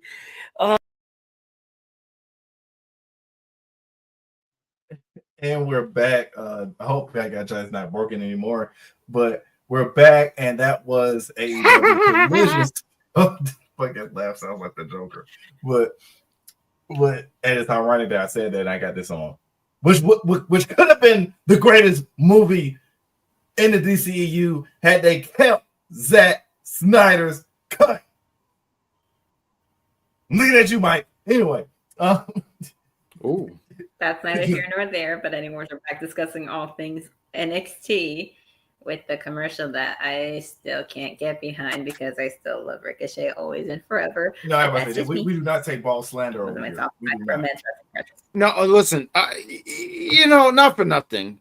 As a guy with a head full of hair, look, Ricochet is fantastic. He's way more athletic than me, but I'm going to throw it out there. He's part of the Ball Syndicate. Ball people are just, you can't trust them. If you can lose your hair. Well, he's my exception. And you know what? And I love that for you, Sabrina Estella. I'm never going to question you. For one, I've seen how frisky you can be. You have been nothing but respectful to me, and I think that's great and that's lovely. But bald-headed people are the evilest people in the world. I look at bald-headed people immediately, and I go like, that is just awful. Like, well, some people are better with no hair. I've never heard that a day in my life. That is terrible. Someone one time showed me a picture of them with hair, and I said, this is clearly photoshopped. You've never had hair. I'm sorry that you've never had hair, but the Ball Syndicate, and I know they want to attack me, but I'm too strong, and you can't stop this power. The Ball Syndicate, yes. Hashtag the Ball Syndicate, yes. But let's keep moving on, because I could talk about bald-headed people all day. One day, I had a dream one day, and I just drew like a continent on someone's bald-headed head. It's trending. Oh Lord, the Ball Syndicate. That's right. I come up with trends. That's right. Do it. Ricochet should do it, honestly. And he should. But but all seriousness, shout out to Ricochet because he did find a character that worked for him. Yeah. I make these jokes, but he found something that worked for him. So I'm making jokes, but like he really found something that worked for him. But please carry on, Sabrina Estella. But hashtag Ball Syndicate. Speaking of those that try to fight the power, we have Roxanne Perez, who is annoyed in Ava Rain's office and saying how she's going to have to be her own tag team partner because nobody likes her. And she's like, Ava's like, one of you is already enough. But then, lo and behold, the person that she betrayed, the person that she said that she is not her friend, that she doesn't need no friends, comes in and offers her services because that is the only other person that can tolerate her as much because they're basically one and the same. So the generation of prodigies comes together once again to be in this tag match at Stand and Deliver. And we get I really thought the hype card, the hype for Stand and Deliver for all the matches that are listed. We get this person, one of his least favorite people in NXT, Andre Chase, chatting with Kale Dixon and Uriah Connors, admitting that he's scared. What if he ruins their lives, like everybody else that he's ruined? And after a long time awaiting, we get Thea Hale making a comeback, saying that he didn't ruin and bring you back. Hey. When you guys ask if she's back in, she says that she is proud alumni and that she's got a ladder match to qualify for. So now we know who is going to go in the ring to fight Miss Carmen Petrovic with her thirsting-ass boyfriend, Ashante the Adonis. And this match was quicker. It was quick. But I do got a question. Quick as hell. Who's worse, Pepe Le Pew or Ashante? I compared Ashante to Pepe Le Pew. Who's worse? When he would try to hit on everything that breathes, that's what I compared him to. Because everybody can tell you I compared him to Pepe Le Pew. At this point, I feel like he's worse because at least Pepe had one. At least Pepe always had one. He always had one. That he only went after one woman in the beginning. That man literally just went after anybody that breathed, and then he had one that actually that wasn't into him at first, that fell for it, and now with.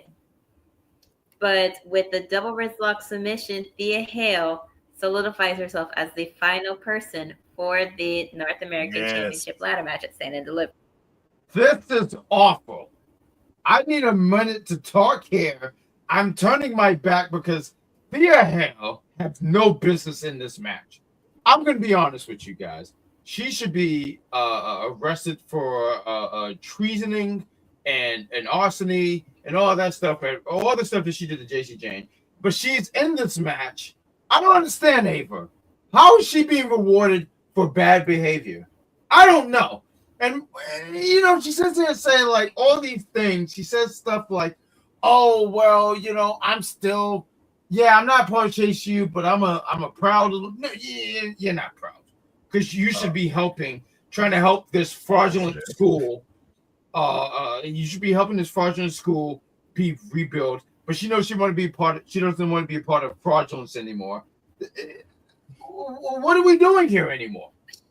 No, I'm it's what the Haley. What the Haley Berry?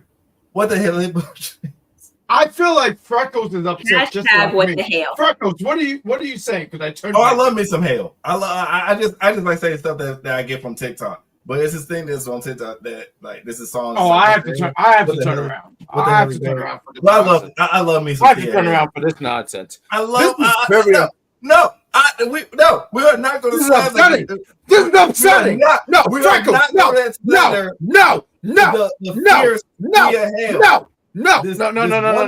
Short, beautiful, and I do mean beautiful. But she is a pretty girl.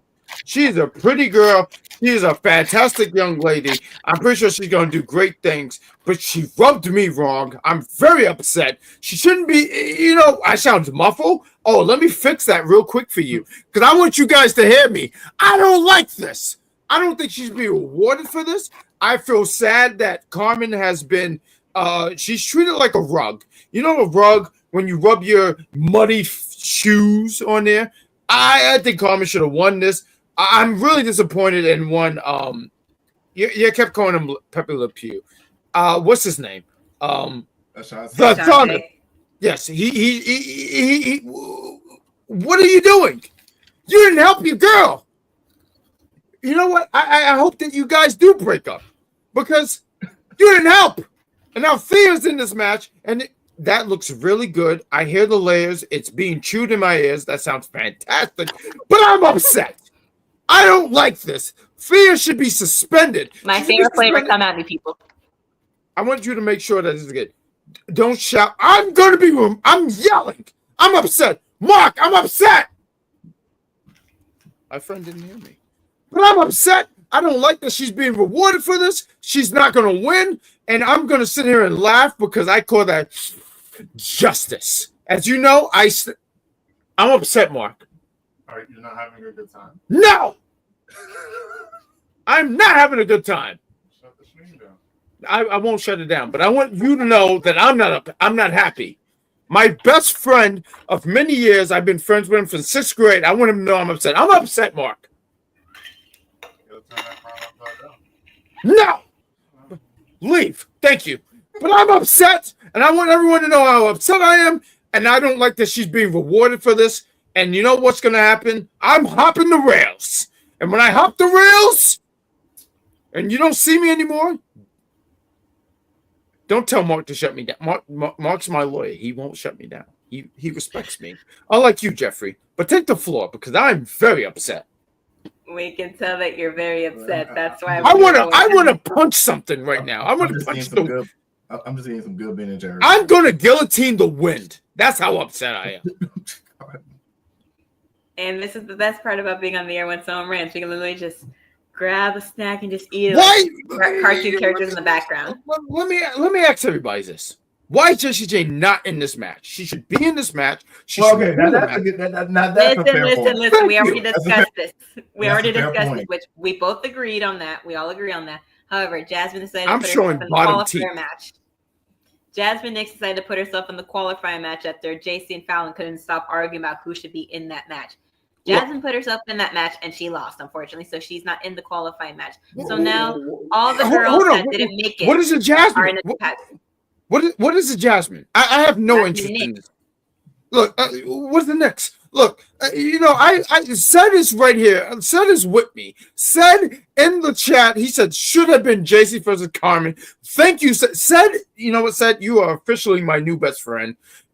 Jeffrey, I want you to be, but you have to be number 2 right now because I don't think you're with me with this. George, you've never been with me. You've always been, you try to stand up for yourself and you're doing a terrible job. Please. I am very hot right now. I'm very upset. I ain't bullying Jason Jane, but I'm not bullying Jason. I'm not bullying. Listen, I can't boo JC Jane because I've been on the Jane train for about 3 years. She has. So she really has. Like I can't even argue with that. That's really listen. I say that now, even though I am technically wearing a shirt of somebody that this one's not a big fan of after what had happened. But when it came to Toxic Attraction, JC was my favorite because she was underappreciated, undervalued in terms of having her in the ring, but she had the best mic skills of the 3 of them, and she was overlooked by ass and boobs. Basically the thing. Basically the same ass thing. And boobs. Who's looking at boobs? Basically, ass and boobs. That was wild. That boobies. was a wild segment. TTs. Oh, I'm so sorry. I'm sorry. I literally thought it was shoes. Look, boots on the ground. I finally learned the dance, so like that's all I've been. That's all I've been knowing. So when it came out, it did sound like you said ass and boots, and I was like, damn, it's pretty accurate. But anyways, we get Trick making his entrance and getting on the mic. He admits that he's been thinking about who he is ever since Javon called him Carmelo, and he gets it now. You either die a hero or live long enough to be a villain, and he's alive. Heavy is the head that wears the crown, and he's coming to get his back from Obafemi. And for Javon, that means better luck next year. And then we get Obafemi coming into the ring. He says, Trick is the only one left saying what's that Trick, and that he should move on because this will be his last time in the spotlight. And Trick asks Oba if his braids are on too tight because the people are still chanting, whoop that Trick, everywhere all around the world. And he's going to help everybody out by taking the title. And then we get Javon coming into the ring. He asked Trick to shut his ass up. And that he could be tripping, but he seems like he's right about Trick. He comes in here week after week after week after week talking about a match he deserves, and he's tired about it. He's tired of it. If you're going to talk about something else. And Trick already knows how he feels, so he dismisses him like nobody else's business. But then Javon moves on to the ruler, and Real recognizes Real. Always been glued to a title since he came into NXT, pretty much, which it's like he attracts success. He's not trying to be a smartass, but when he dropped Oba, he was hyped because it's not just a regular wrestler, it's Oba freaking Femi. And it ain't if Oba main events WrestleMania, it's when he gets drafted, and be grateful. And his problem is that Oba walks around the Performance Center like the world revolves around him. He'll be dead ass. This kid from North Carolina wasn't supposed to make it to NXT, but he did. Oba says he thinks he's the favorite, and that's the way he likes it. He hypes him up by saying he's had a phenomenal rookie year for 20 years old, and he's the future. But the future ain't here yet, and I'm the present. And because I have the title, NXT does revolve around me. I'm the top dog, and you can't handle it because you a child. And then Trick says, when y'all are done hugging, we can talk about what matters. Me winning that title back. Javon says if they're going to talk, it's about how neither of them can touch me because he can wrestle circles around both of them. And that's a fact. And then Oba and Trick team up to take out Javon. And then they trade punches. And then Javon comes back and they team up to throw him out again. But he comes in, springboard ace crusher, laying out the both of them. And you got Javon holding up the belts because the bodies hit the floor. And that's how it ended. I honestly think it's to set you up to think that he has a chance. And we're going to talk about predictions. I mean, there's 7 matches. So do you guys want to jump into predictions real quick? Yeah. Why not? Let me see. Yeah, so, I mean, the only thing I was going to say about that. Please take the floor, Freckles. The only thing I was going to say about that segment was that I definitely loved how Young OG came out and looked strong in this. It was about damn time. And the fact that all 3 have dreads is even more interesting. This is about to be a whole dreadlock battle. It's a power for dreads. Whoever wins keeps their dreads. That's how it's looking. Whoever wins keep their dreads. They keep their dreadlock powers. Listen, we're not making this another whole Wesley thing with 2 of them pinning the dreads off. No, I cannot. I kid you not, as a guy who I just dreaded my hair last year, and I'm gonna give a shout out to Mama BadGuy because these locks is from Mama BadGuy and this shape up is from Mama BadGuy. My point is, my mother is cool as hell. I just can't have the idea. I just can't have the idea of like cutting hair. So seeing Wes without his locks, like I want to cheer the guy. I'm used to it, but it broke my heart when he came out. I was like, "Where's his hair?" Yeah, like I you know, especially Booker T. Like Booker T. been growing his hair for like ever. What 20? Yeah. So he dreaded it in 01, I want to say, and what's that like? I'm sorry, I'm terrible with numbers. So that's 20. That's 24. 20. Yes. Yeah, 25. So 24 years. I had my niece who made a cameo here, and she was asking numbers, and I said, "Oh, absolutely not," because I'm terrible with numbers. But let's talk about this stand and deliver, this thing, and also in the chat, please tell us what your prediction is as we talk about stand and deliver. So there is 7 matches. One of them is from what I understand, is going to be like a 0 hour. How do you word it? I'm sorry. Pre-show. Thank you. They call it a pre-show match. AEW calls it a 0 hour match, aka the only few matches they were put on YouTube because they want everybody to pay $20 to $50 some for a company that streams their pay-per-views. You know what? Thank you for that, because you're right. Yeah, absolutely right. It was definitely a pre-show match because it's going to be. And also, too, in the chat, join us in this and tell us what you think. Let's have a conversation about professional wrestling. So we have a fatal 4-way tag team elimination match. I didn't realize it was elimination until now. Yeah, I didn't know. Listen, I like that twist to it. It's not bad. So 0 Hour better when no one versus everybody in there. You have the metaphor girls, Lash I Legend. will call them the bougie bullies instead. Okay. We say bougie bullies. Okay. Lash Legend. Lash calls herself the bougie bully. She does. All right. We got Lash Legend and Jakara Jackson going against Fatal Influence. Fallen Henley and Jessie Jane going against Tatum, Paxley, and Gigi Dolan with Roxanne Perez. There we go. Chemical X. Roxanne. Oh, no, I'm sorry. Tatum Paxley and Gigi Dolan going against Roxanne Perez and Cora Jade. I love you guys know I love anything Jessie does. I am a fan of. I don't think she's winning. I do see Roxanne and Cora getting the dub here. I see Jeffrey says in chat, Meta Girls. So I'm gonna give you guys. We got George says Cora Jade and Roxanne Perez as well. But what do you got, Sabrina Stella? I think momentum-wise and everything, I think there's a possibility. It could be Roxanne and Cora only because they're the only team in that match that's actually won tag team gold, even though Cora decided to be a bitch about it and throw the belt in the title a Alundra Blaze. But I think that a possible close second could be Fatal Influence. I would love that. But what do you got, Freckles? So I have to keep on thinking about it. At first, if Roxanne didn't have like a partner or anything of that nature, I definitely would have said the Meta Girls. Because for the longest they've been teasing us with them chasing the titles and everything. This is why also me and Sabrina always keep saying, bring back the women's NXT I agree. titles. I agree. This is how you avoid.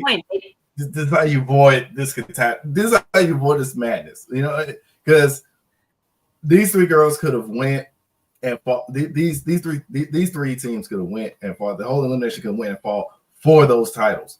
You know, I don't know. I understood why they combined the titles and everything, but at this point, bring it back, please. HBK, I'm begging you, I'm pleading, bring those titles back. But I definitely got Roxanne and Cora. The storyline with it just makes sense.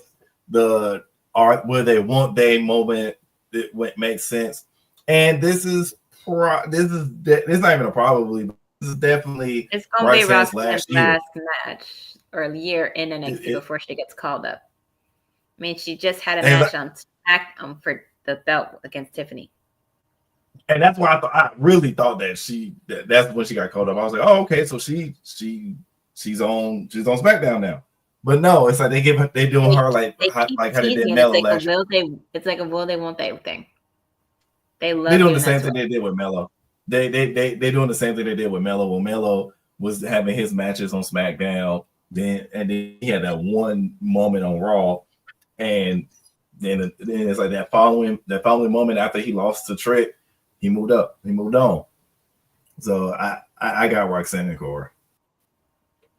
Yeah, I think that too. Roxanne and Cora. Jeez, I can see why like the Meta Girls, because I just feel like I feel like they've been teasing it so much about them winning over and over and over again, and they keep losing that it's hard to think that it might happen. I'm sorry, I'm trying to give like the update, and I had to. And I mean, I would have considered maybe Gigi and Tatum, but I feel like they've been doing stuff on TNA so much that they might not be at 100 if they do something on TNA this week and then do Stand and Deliver a couple days later. So the next match I got here, I'm sorry. Make sure Jesus, not that. Give me a second here. I had everything set up. We have, let's talk about the ladder match for the vacant NXT Women's North American Championship. We have Zarya, Kalani Jordan, Soruka, Izzy Dame, Lola Vice, and Thea Hale. I'm interested in hearing what you guys think. I'm gonna give you the floor first here. Freckles, who you got winning this ladder match? I'm still struggling. Like I'm honestly still struggling on who to win. I was hoping that, of course I was hoping Kalani would win, but realistically, once again, we said it. She doesn't need it. She doesn't really need to be 2-time right now. I think I'm gonna go. I'll probably go with Soul. I'll probably go with Soul. Ooh, that's a good pick. That's a good pick, honestly. What do you got, Sabrina Estella? I picked her last year to be the inaugural Women's North American Champion, and I'm sticking with my pick, and I'm picking her again. I feel like of the 6 that are in this match, I feel like she's the only one that actually had momentum going for that belt last year, and I feel like she could pick up on that and win it again and have her be a 2-belt champion, because not that long ago on WWE Speed, she dethroned Candice LeRae and is now the new Speed champion, which they're going to probably do the same rule to her, which is you can't bring the belt on TV or talk about it. You can put it up on social media all you want, but you can't talk about it. Why did y'all give them a social media championship belt for the men and the women if they can't bring it up on TV? Even TNA has their digital media champion. Exactly. And they can bring it up on TV. Like, why? Because you put it up on Twitter for 5.5 minutes? Nobody watches 5.5 minutes of wrestling on that. If I want to watch, the only people who I go to watch wrestling on Twitter is when NWA puts out their stuff. And it's not even all the time that I do that. I don't even use my Twitter anymore. It was too much. It was too much. It was too much toxic. It was just too much toxic and porn. I'm like, good God. Like, is there anything else? Yes. It's like, is there anything else besides that? They've censored it now. It just depends on what you follow. But I only use it to repost and and like stuff that I follow. That's it. Jeez. I'm sorry, my cat. Back on the air. Thank you. I feel like George is also saying that just to spike his blood pressure. yeah. We're gonna get to that. I do think that Wrestling Doll and Ron. Of course, you asked me about it. Oh yeah, congrats! Yes, good for you. Am I invited to the wedding? Because I have a shirt. He can actually go to the wedding. We're too far away to go to the wedding. No, Sabrina Stellar. I will make sure to dress like you. I will wear a shirt and I will wear a dress because I have legs that I can sit here and get away with. I wish someone would sit here and say, "Oh my God, your legs are too hairy for that." I'd be like, hairy legs. When I do 6 snaps, when I do 5, and a twist. No, it's a DDT involved. I will DDT the fuck out of somebody. Listen, George says that they retired the belts in 2023. Listen, in wrestling, nothing and nobody ever stays retired. Let me tell you something, George. No. I don't want anyone to talk. George wanted to be singled out here because he wanted a bad guy promo. He said, "Oh, Bad Guy Jack is going to have a heart attack." No, I'm not, because you know why? I take care of my heart. I eat broccoli, I drink water, and you know what I also do? Don't listen to Nick Cannon CDs. So my heart is very well. And let me tell you something, dude, I'm going to be here next week to sit here and tell you, because Thea Hale's not going to win. You know, George thinks he works for Dave Meltzer. He thinks he has the scoop. He thinks he knows everything. You know nothing, George. All you did, you know, George started watching wrestling in 2007. Please, your knowledge can't touch my knowledge. You can't stop this kind of power. You're embarrassing yourself. Please, stop it. Stop it. You don't even eat layers. I'm glad that you put layers up there. You eat off-brand layers, George. You know he eats wives. I'm And it's very and upset. said point out cheddar and sour cream. That's my second favorite flavor. Anyways, what's next in the card? I don't know. Maybe it's something about George. He probably gets a paper cut on his big toe. I don't know. But I'm gonna go move forward anyway because I'm a professional. Because George tried to upset me, and you didn't do any of that. I did invite George on the show, but he doesn't want to compete with me in a promo battle because he would get dominated. That's why I hope to look like when I'm 50. The next match we have, let's go with this. Stephanie Vaquera going against Julia, Jordan Grace, and Jada Parker. It's a fatal four-way for the NXT Women's Championship. And I'm going to be honest with you guys. I don't think Stephanie drops this championship. I think Stephanie retains. Same. What do you got? Stephanie's retaining. Same. Although Jada made very Jada may be close. Jada, but my money is Stephanie. It's the possibility that she might be the one to eat the pin. If not her, maybe Jordan. Oh. But it would also be kind of satisfying if Julia was the one that ate the pin, given the turn that she did on her a couple weeks back. I think there's a story here where Stephanie retains, and we're gonna get a match between the two of them. Yeah, there was a period of time. I don't know, like, so for me, I feel like the idea, and once again, I always throw out here, I have no sources. This is just my thoughts and everything. And for me, it was like, oh, maybe they wanted to at some point to have a Stephanie and Julia as Stand and Deliver, and whatever reason they changed it up and did things and all that stuff. So we get this faded forward, but I do think eventually we have where that's where the line is going to go, and you have Stephanie and Julia as the heel. And once again, I'll say it out loud. I didn't think Julia was a heel, but now I'm starting to be like, oh, maybe I'm seeing that a little bit more. Well, she's probably done some heel work in Stardom. I just have to look for it, but she's probably done some good heel work in Stardom. I've heard that. I've actually heard that, and I've never watched anything with Stardom, but like, yeah. So maybe we're getting this a little bit more. So, we got, just to go into the comments. George wanted to make sure he was saying he watched WWE and WCW. Fantastic. So shout out to you, dude. But he has Stephanie retaining. We got Cedric saying she retains. Yeah. And George is saying I can see. Yeah, I kind of think that too, and I don't like that for Jada. But like, I mean, they'll probably get in a way where she still looks strong. So here's the thing. I think that when they were doing this card, they was like, "There's no way we're not gonna have Jordan Grace, Stephanie Vaquera, and Julia, and Jada Parker. She can take the pin, and that's fine. But like how Stephanie." I was going to say, to compliment you, you're saying they can still make her look strong.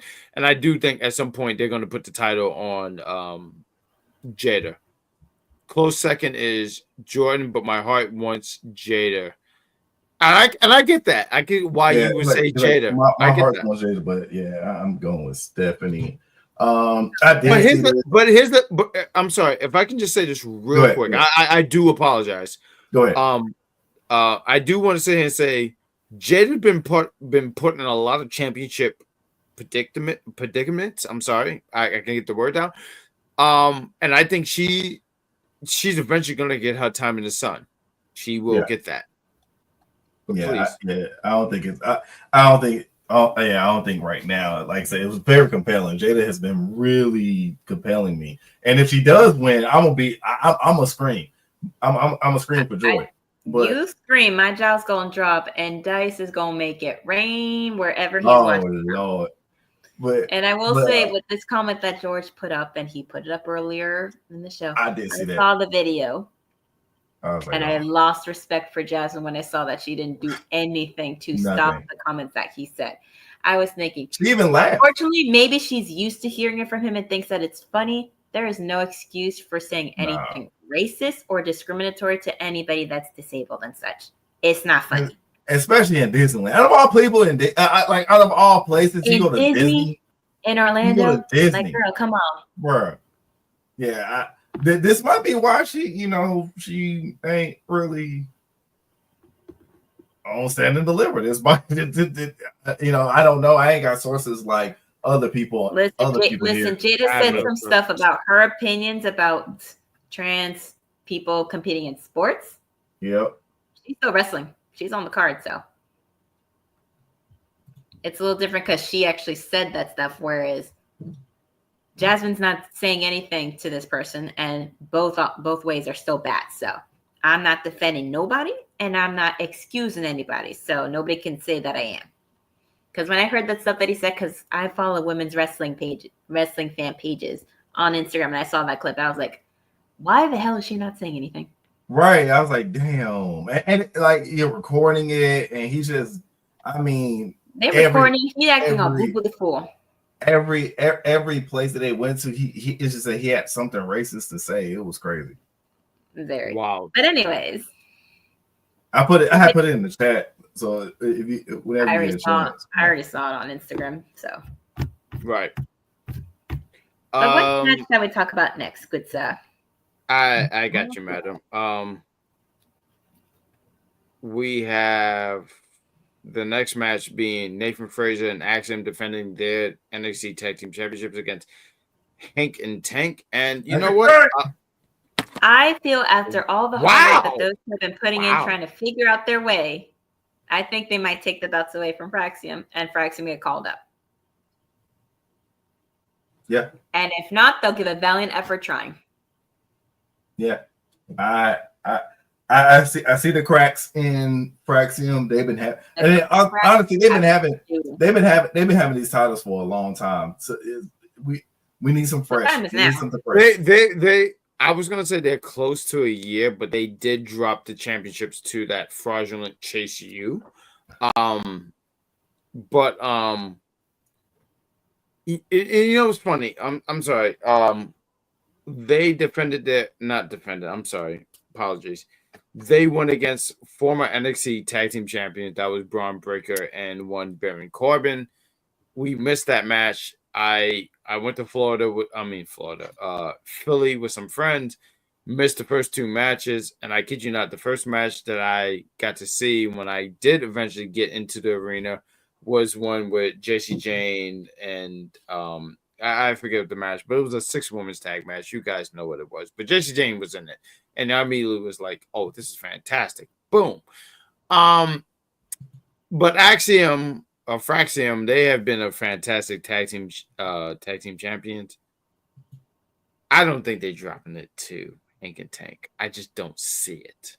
So I got Fraxium retaining. Anything is possible. But absolutely, next match, you're right. Especially at Stand and Deliver, anything can happen. You're right. Absolutely. Against them. Well, I'm taking. We got Ricky Saints. We got Ricky Saints defending his NXT North American Championship against Ethan Page, and I'm going to be honest. Ricky Saints retains. I have no follow-up and no other words. Ricky's going to retain. Ethan doesn't need the title. He's already been an NXT champion. Why does he need to go down for a mid-card title for it? What does he need that for? What's the point? There's nothing wrong with that. I mean, he just wanted to go after him because he's all bitter and butthurt that Ricky Saints beat his record, and he got more of a pop when he came in, first of all. Hater. And he keeps on talking all this crap about people that are coming from different companies and coming over here to NXT to fight. Like, boy, you were one of the first ones from AEW to do that too. So I don't want to hear you saying that everybody's jumping ship over here and talking about like you a homegrown NXT talent. You ain't. You've been in the indie scene. You worked in AEW where you worked there for 3-4 years. And what did you have over there? No. American Top Team. And then what? Failed faction after another. Any titles over there? Hell no. You got one after 40 days over here in NXT. Congratulations. You ain't getting another one right now. Your time is not now. No. I was going to say, oh, go ahead. Freckles. His name is not John Cena, but the shirt that I took off because it's hot as hell. But this shirt is from a company called Saints, actually. And I was wearing it. And I was wearing it in honor of, and shout out to my dad who actually bought me this shirt for Christmas. But it's a lovely shirt. It's just hot. It's very hot. I'm not gonna put it back on because good God.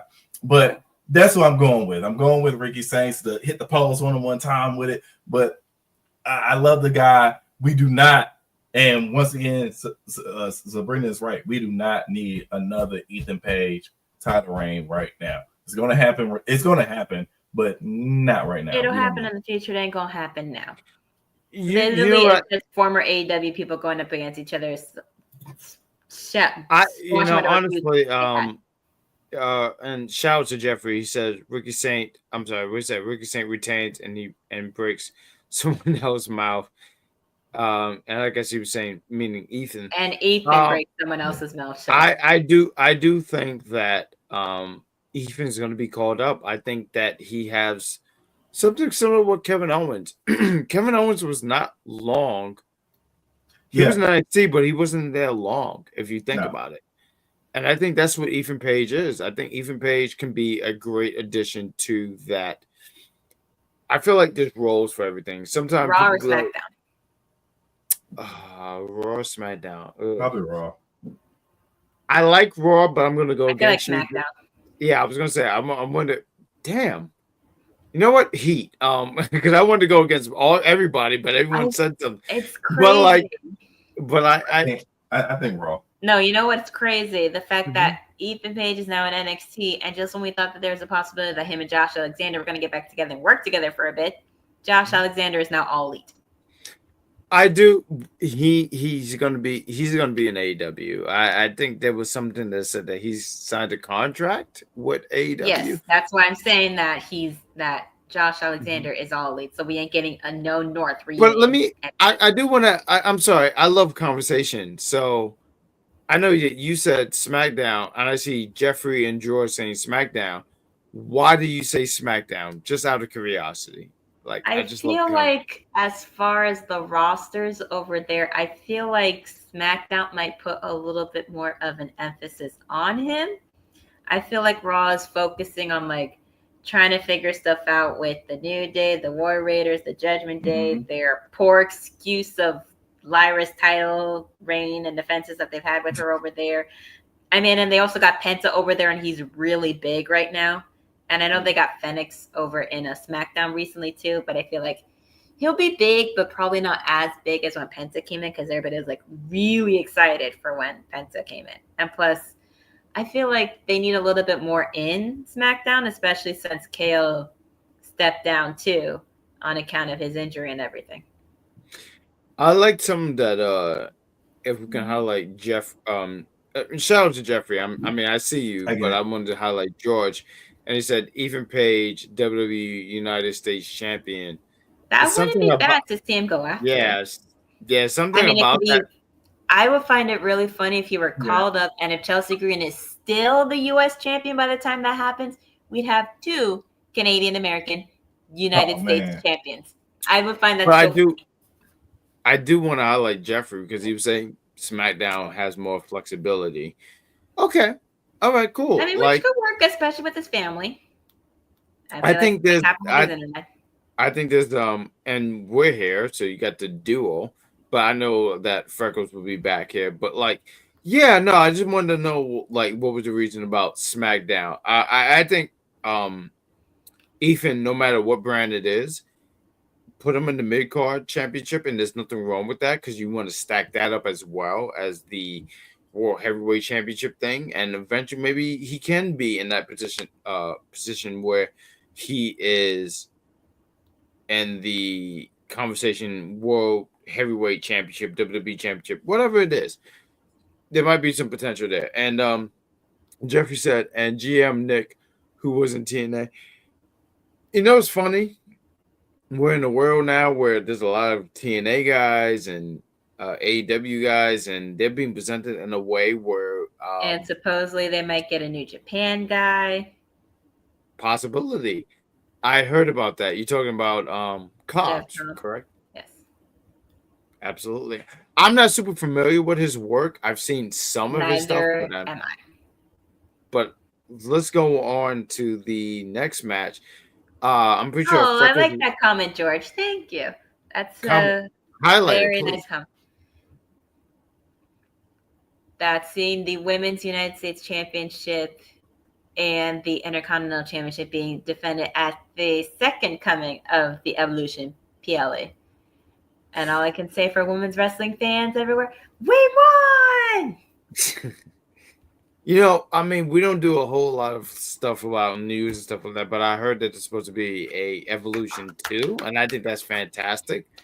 I'm a big fan of women's wrestling, and I think that all women's wrestling PLE pay-per-view, however you want to word it, I'm for it. That is great.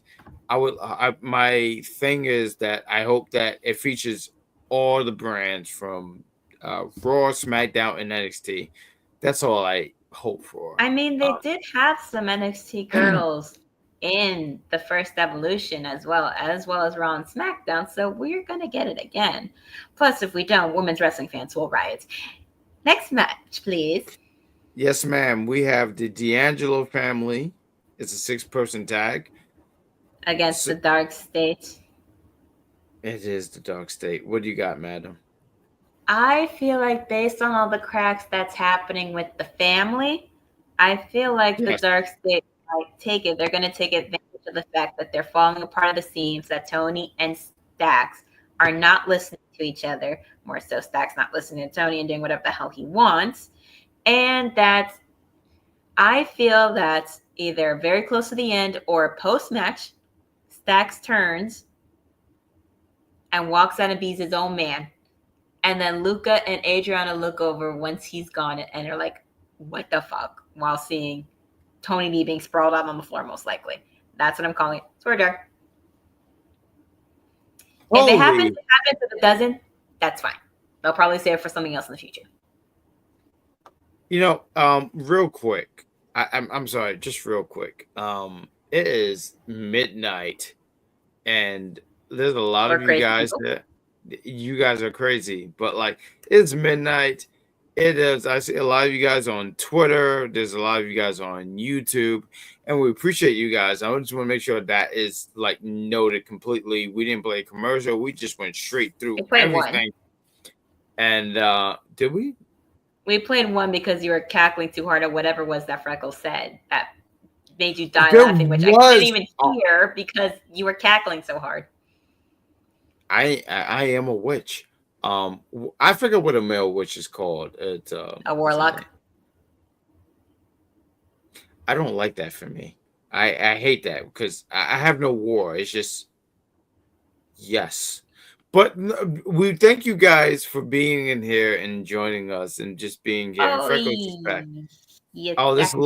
This lovely individual is back. Let's bring him in. Frecklesensei is back here. Sir, are you here, sir?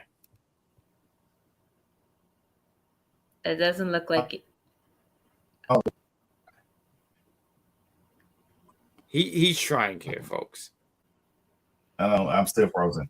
Okay. I'm still frozen. I'll put you out, and when you're ready, come back in. I found a few options as far as for male name for witch, so you can pick a different one. There's the option of wizard, mage, sorcerer, enhancer. Sorcerer! I am the sorcerer! Or you can just use it in a gender neutral way and still call yourself a witch. I am a bitch. Oh, you said witch. I'm sorry. I am a witch. But no, I like sorcerer because I just feel like I have thunder and fire in one hand. But to talk about this match, talking about the family going against Dark State. Dark State is gonna go over. Like this is a project that they want to get over. I think the D'Angelo family is good. Yes, it's crack. Done. Yeah, it's cracks, and there's a story there. Cracking out completely and breaking away from them, and is going to become his own man. Right, he's definitely going to break up from because even when you think about that segment, you know the thing. It was actually kind of hilarious to me, right? But you know, like you had the thing with Stax and Tony D. He's like, yo, I need you to trust me and all this stuff. You can see Stax being like, yeah, I trust you. I trust myself to stab you in the back with a freaking knife. Yeah. This is the end of the Tony D'Angelo family. So yeah, no, I see Dark State. Like they want to keep them strong. They want to keep them going. But I want to ask you guys in the chat, how you guys are feeling right now about Dark State at the moment. But I'll move on to the. I'll go on to the final match. Yes, the final match is a triple threat for the NXT Championship match. NXT Championship. I'm sorry. We have Open Femi going against Trick Williams and Javon Evans. Javon Evans. What do you got here? I'm sorry, please. I feel that even though the mighty have fallen, I feel that Oba might do something some way, somehow, and still retain his championship belt. Because at some point, we will get Oba versus Trick one-on-one for the belt. That's what I feel. If it doesn't happen that way, if Trick winds up winning the belts, then so be it. If Javon pulls a sneaky win, which I don't think he's ready for yet, then so be it. But I still think the ruler will retain. I do want to sit here and say I feel like we should have had this as the match at Stand and Deliver. And I feel like this should have been Trick's swan song. I'll be honest with you. I feel like between Trick and Ober, I feel like Ober is more ready to be on the main roster than Trick. But I just want to sit here and say, and I want to read the comments real quick. I have Jeffrey in the comments saying the ruler retains, and I agree with you. George says Trick Williams take the title.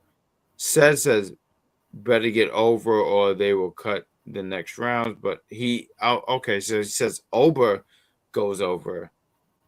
And he said future endeavors is a real thing. It is a real thing. We know it's a real thing, but we don't wish any of these people to lose their jobs. We might not like somebody as far as a character. Absolutely. If they're a face or a heel, if they're a heel, that means they're doing their job right. If they're a face, then they're trying, but it's not connecting. Doesn't mean we want them to lose their jobs. Especially with some of the other options that they have out there as far as for companies. Not every single one is the best, but they're not bad either. It just depends. Their options. I do want to sit here and say, like, I agree with Sabrina Estella because, like, sometimes people say, like, oh, about future endeavor and stuff like that. I know it's a part of the job. It happens. It's an unfortunate thing.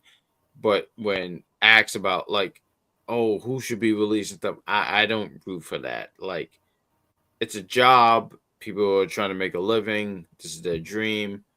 I just don't go for that. That's something I will never root for. Like, oh, this person will lose your job. No.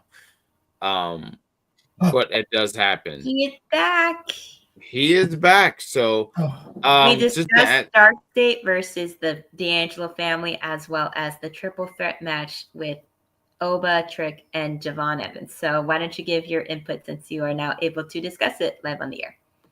I want to say that I was looking on while my computer was rebooting. I was looking at the spot where I think it was Sugars. I hate that name, but Sugars had threw the trash can lid, and somebody brought this up that one definitely Dark State is going over with this because we need that we need that fight between Stacks and Tony D, but I'm starting to believe that Oba is in charge of Dark State. I'm starting to lean into. I'm starting to, and I hate when I do this because sometimes because right, like one, it's like kind of like the obvious, but it is looking like that because even when Oba pulled up, Dark State, Dark State walked right past him. So I definitely got Dark State going over.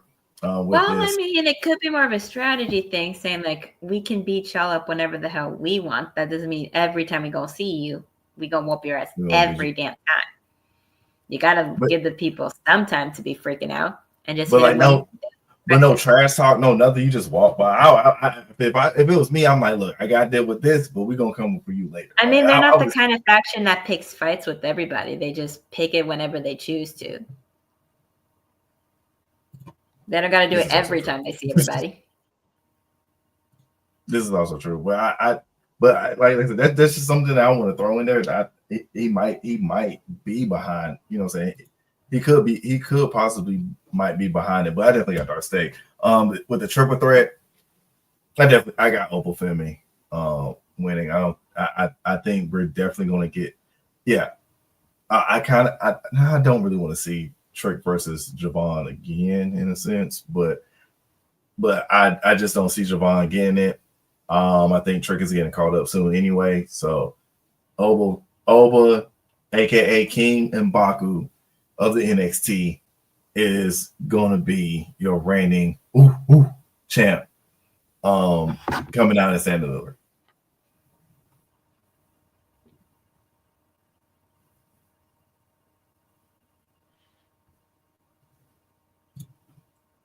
Oh dang. He said the whistle in my voice. I guess he wants me to say something, but yeah. I mean, I said what I had said. The Dark State's gonna win.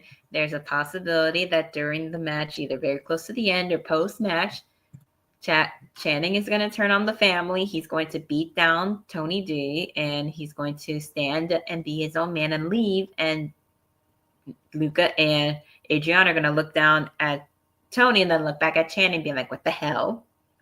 Yeah. And then for the triple threat match, the ruler's going to retain. And with this one saying like Trick versus Oba could have been a swan song, him getting called up. He could still get called up. That could still be his swan song. But it's just going to be sad that we might not get that if he does get called up soon.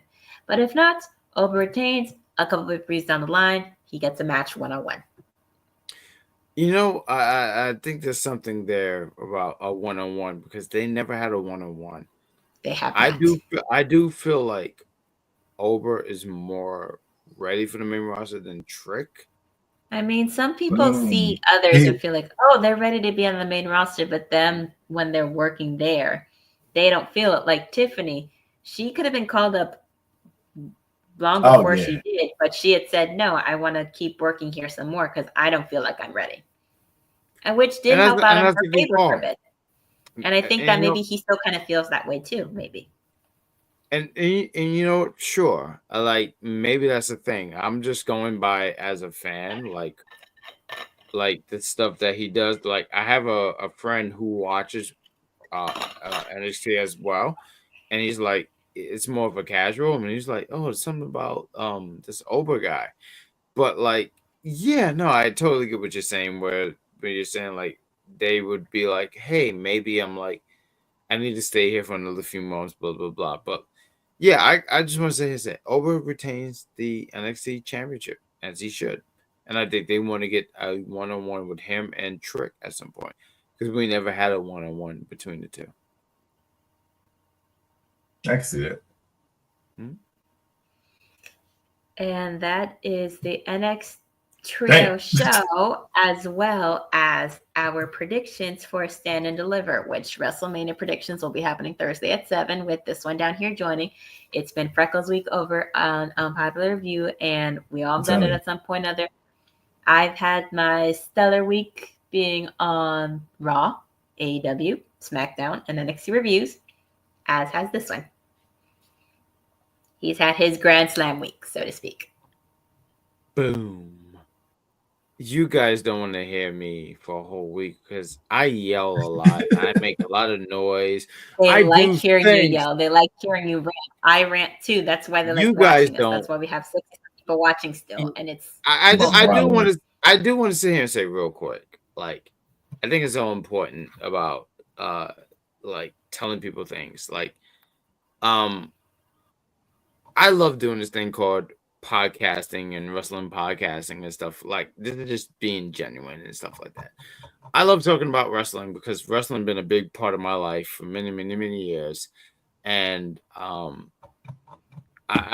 don't care if you agree or disagree and all this stuff. I just want to talk about wrestling. So if you're here and you just like appreciate this kind of stuff, it makes me happy in a lot of ways because I like to talk wrestling. Unless you're like a Bill Goldberg fan, like I just like you. I don't want to hear nothing from you. Like if you talk, I just hope that when you go to sleep, you drink like 3 gallons of water and you pee in your bed.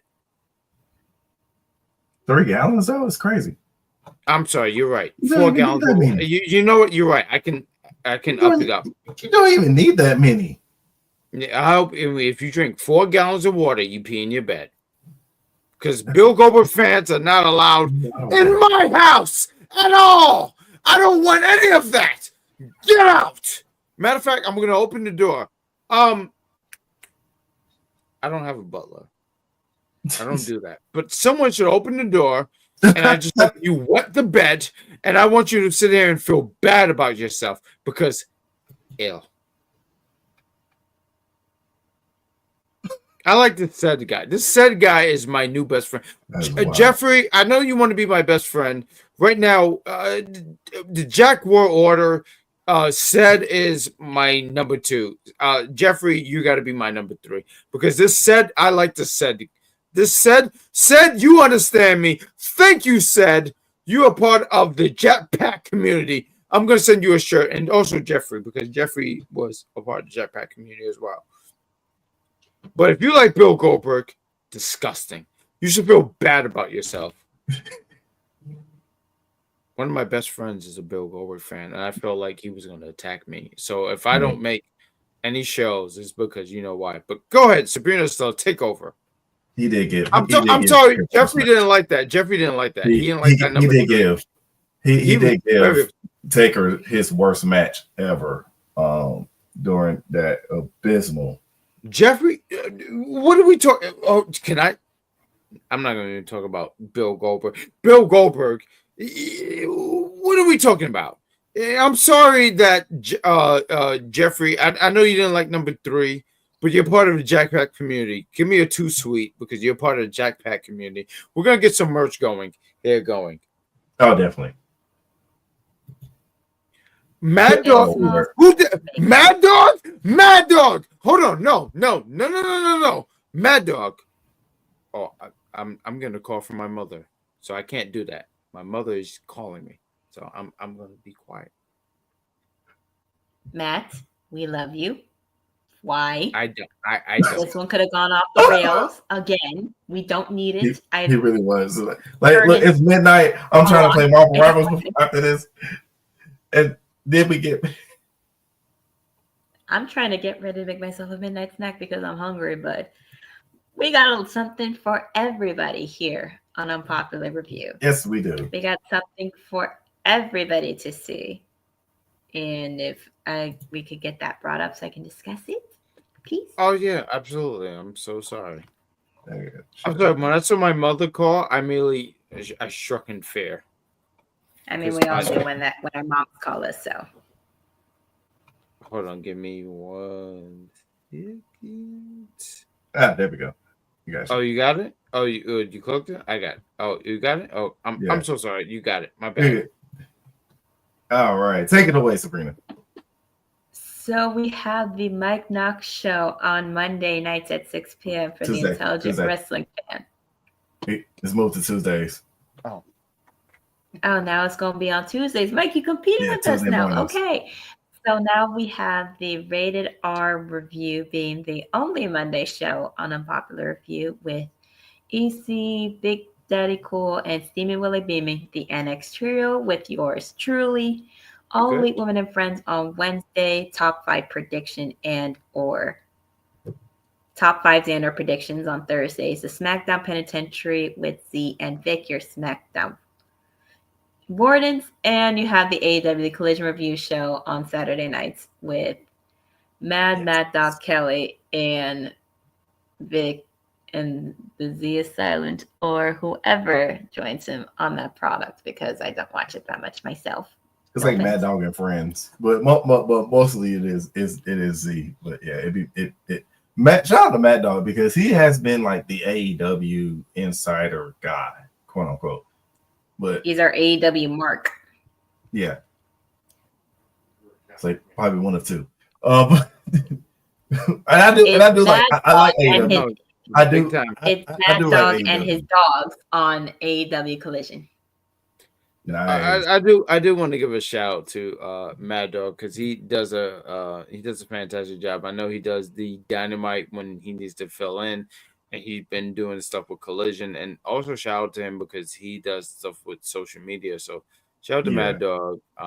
He does a fantastic job, and I actually at some point want to work with him, but maybe that might be the worst idea ever because it could be a fun time. Listen, that's why you need somebody to come in as a mediator, especially when he says stuff simply to get your blood pressure going. And I've worked with him a couple of times. So my blood pressure. My mother called me. I'm gonna give a shout out to Mama BadGuy because I think she's the best woman in the world.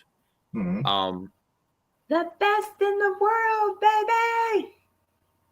I can't scream it that loud. I was ready to yell. I was ready to yell, but I got a text from my mother, and she said, "Hey, is everything okay downstairs?" So I have to calm the fuck down. But my mother's she's fantastic. She's great, and maybe one day she'll be on there. I don't know. Maybe one day we'll have that. We don't care on the air, and it'll be exclusive here to the NXT show. But shout out to Mad Dog because he does a fantastic job on what he does. He want to make sure that everything is just good. So shout out to him. But I do want to shout out because we do entertainment side here on Unpublic View. So I'm gonna give you the floor here, one Frecklesensei. So please, what do we have going on here? Yeah, so everybody loves to be entertained. So we have the Daredevil show. You know, you love some Daredevil. We have the Daredevil review show. We also have the Millie Blaze show with Mike and his wife that's reviewing Raising Kanan. And also, if you want to see Mike again, he will be there again on the challenge. Also, you got the Trio of Destiny. I forgot which movie they're doing coming up, but all that to say that the Wolfpack, the best, besides another trio, but the best group, the Wolfpack, we will be reviewing, and I'm so excited because we are doing what we brought over the wrestling side type of ideas, and we say, you know what, we've been doing a lot of Marvel stuff. We've been reviewing a lot of Marvel movies. Just got done reviewing all 3 Blade movies, and thank y'all for y'all prayers because Blade 3 was atrocious. But anyway, we are doing the top 5 Marvel movie draft. This is Marvel, all Marvel, MCU, Sony, Fox, whatever, you name it, and even animation. And I say that for a reason because you don't know. Somebody could just go left field and and make a wild card pick. But please tune in Thursday night at 8:30 because like I said, I'm gonna be double duty and I'm gonna be doing the review show and then I'm gonna be doing right afterwards. I'm gonna be still staying on this station and we'll be doing the top 5 draft. And I got picked 3 every doggone pick. I got the first pick. I don't know how it happened. We did a randomizer. Y'all see it, y'all watch it, but it was all random. I had no influence over it. I did nothing to sabotage it at all. It was all luck of the draw that I was the first pick in every single round. But yeah, tune into that because it was fun. I had so much fun. Please, fantastic. Please check it all out. There's such great things going on both on Public View Wrestling and also entertainment. But with that said, we also have some solo stuff going on here. That's a part of the Public View universe. So one, Sabrina, Estella, I believe both me and Freckles was raised by some fantastic individuals. So let's sit here and say, ladies first. Well, I appreciate those individuals that have raised you well.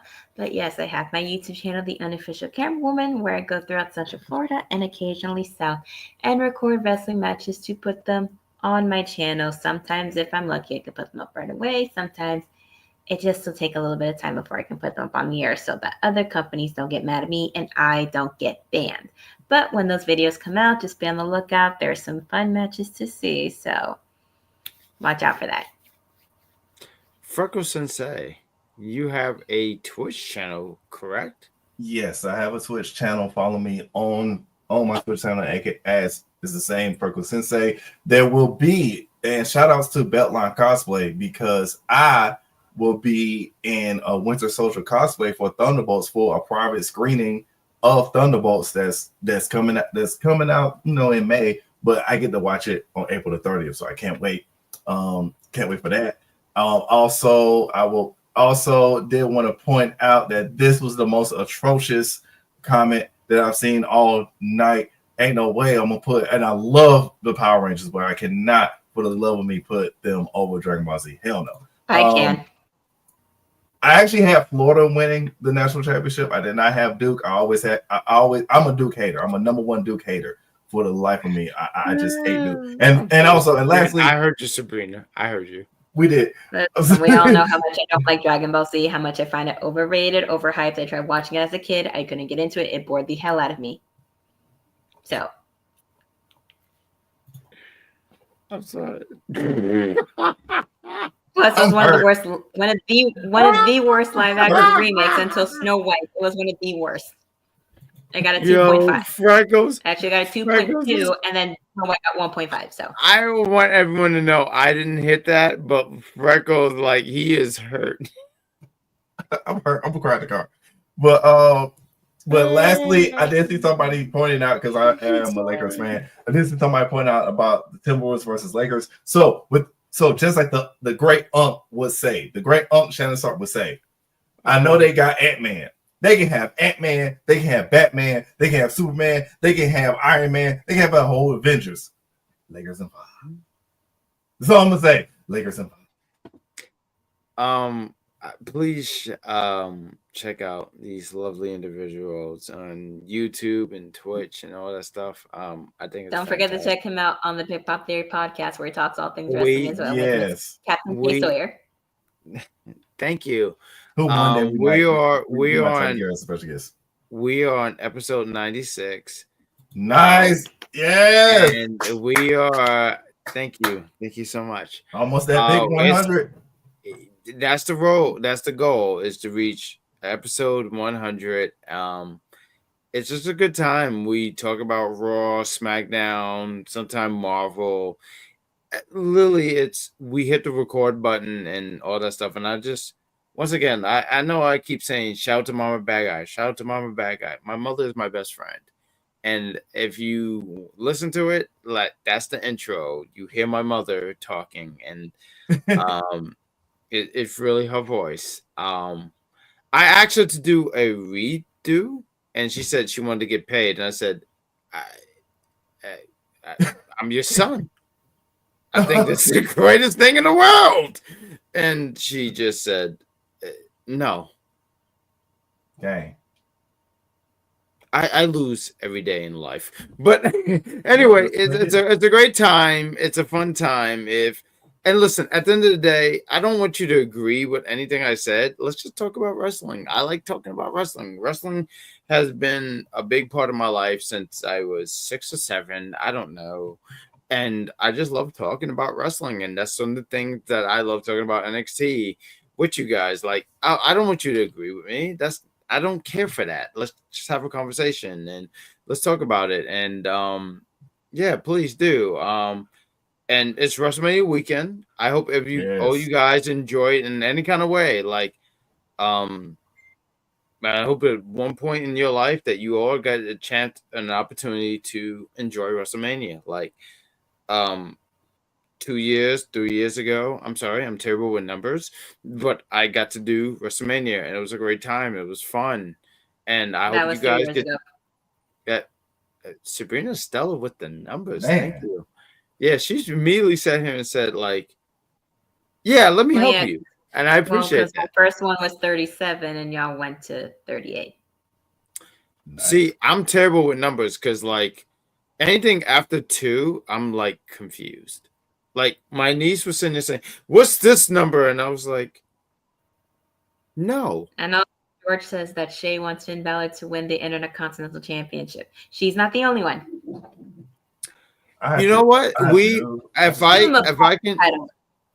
can do a plug, I know you guys are going to do Unpopular Review, but we are going to have a Big Pop Theory podcast review I mean, not review. I'm sorry. Prediction show for WrestleMania because it's WrestleMania season.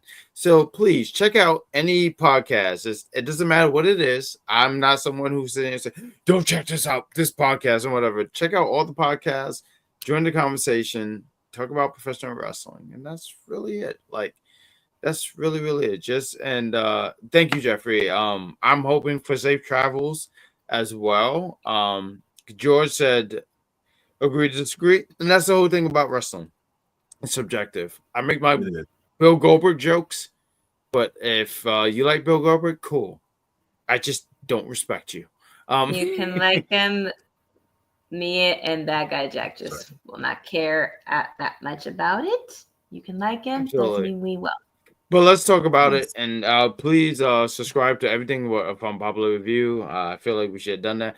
But there's a Facebook, there's a Twitter, because I'm not saying that because it just sounds weird. YouTube. There's a YouTube. We have our Twitch, we have our Instagram accounts, and we have our Patreons, as well as all of our own personal social medias that you can follow so that you can keep up with us and what we do. Absolutely. So this was a fun time. I want to thank you guys. It is 12:47. I don't know where it is on your of all things NXTrio. Yeah, we appreciate you guys, and please tune in tomorrow for the AEW Dynamite review show because it's going to be a fantastic time. And yeah, thank you guys. We all appreciate you guys, and please let's go home because I can talk forever and have this babyface promo, and I got to look for my freaking cat because where's Mr. Cat? I don't know where. You got to look for your child. Maybe he's sleeping in your bed.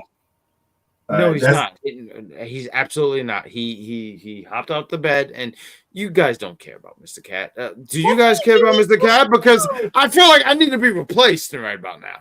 No, you don't need to replace. We love Mr. Cat, but we love you even more.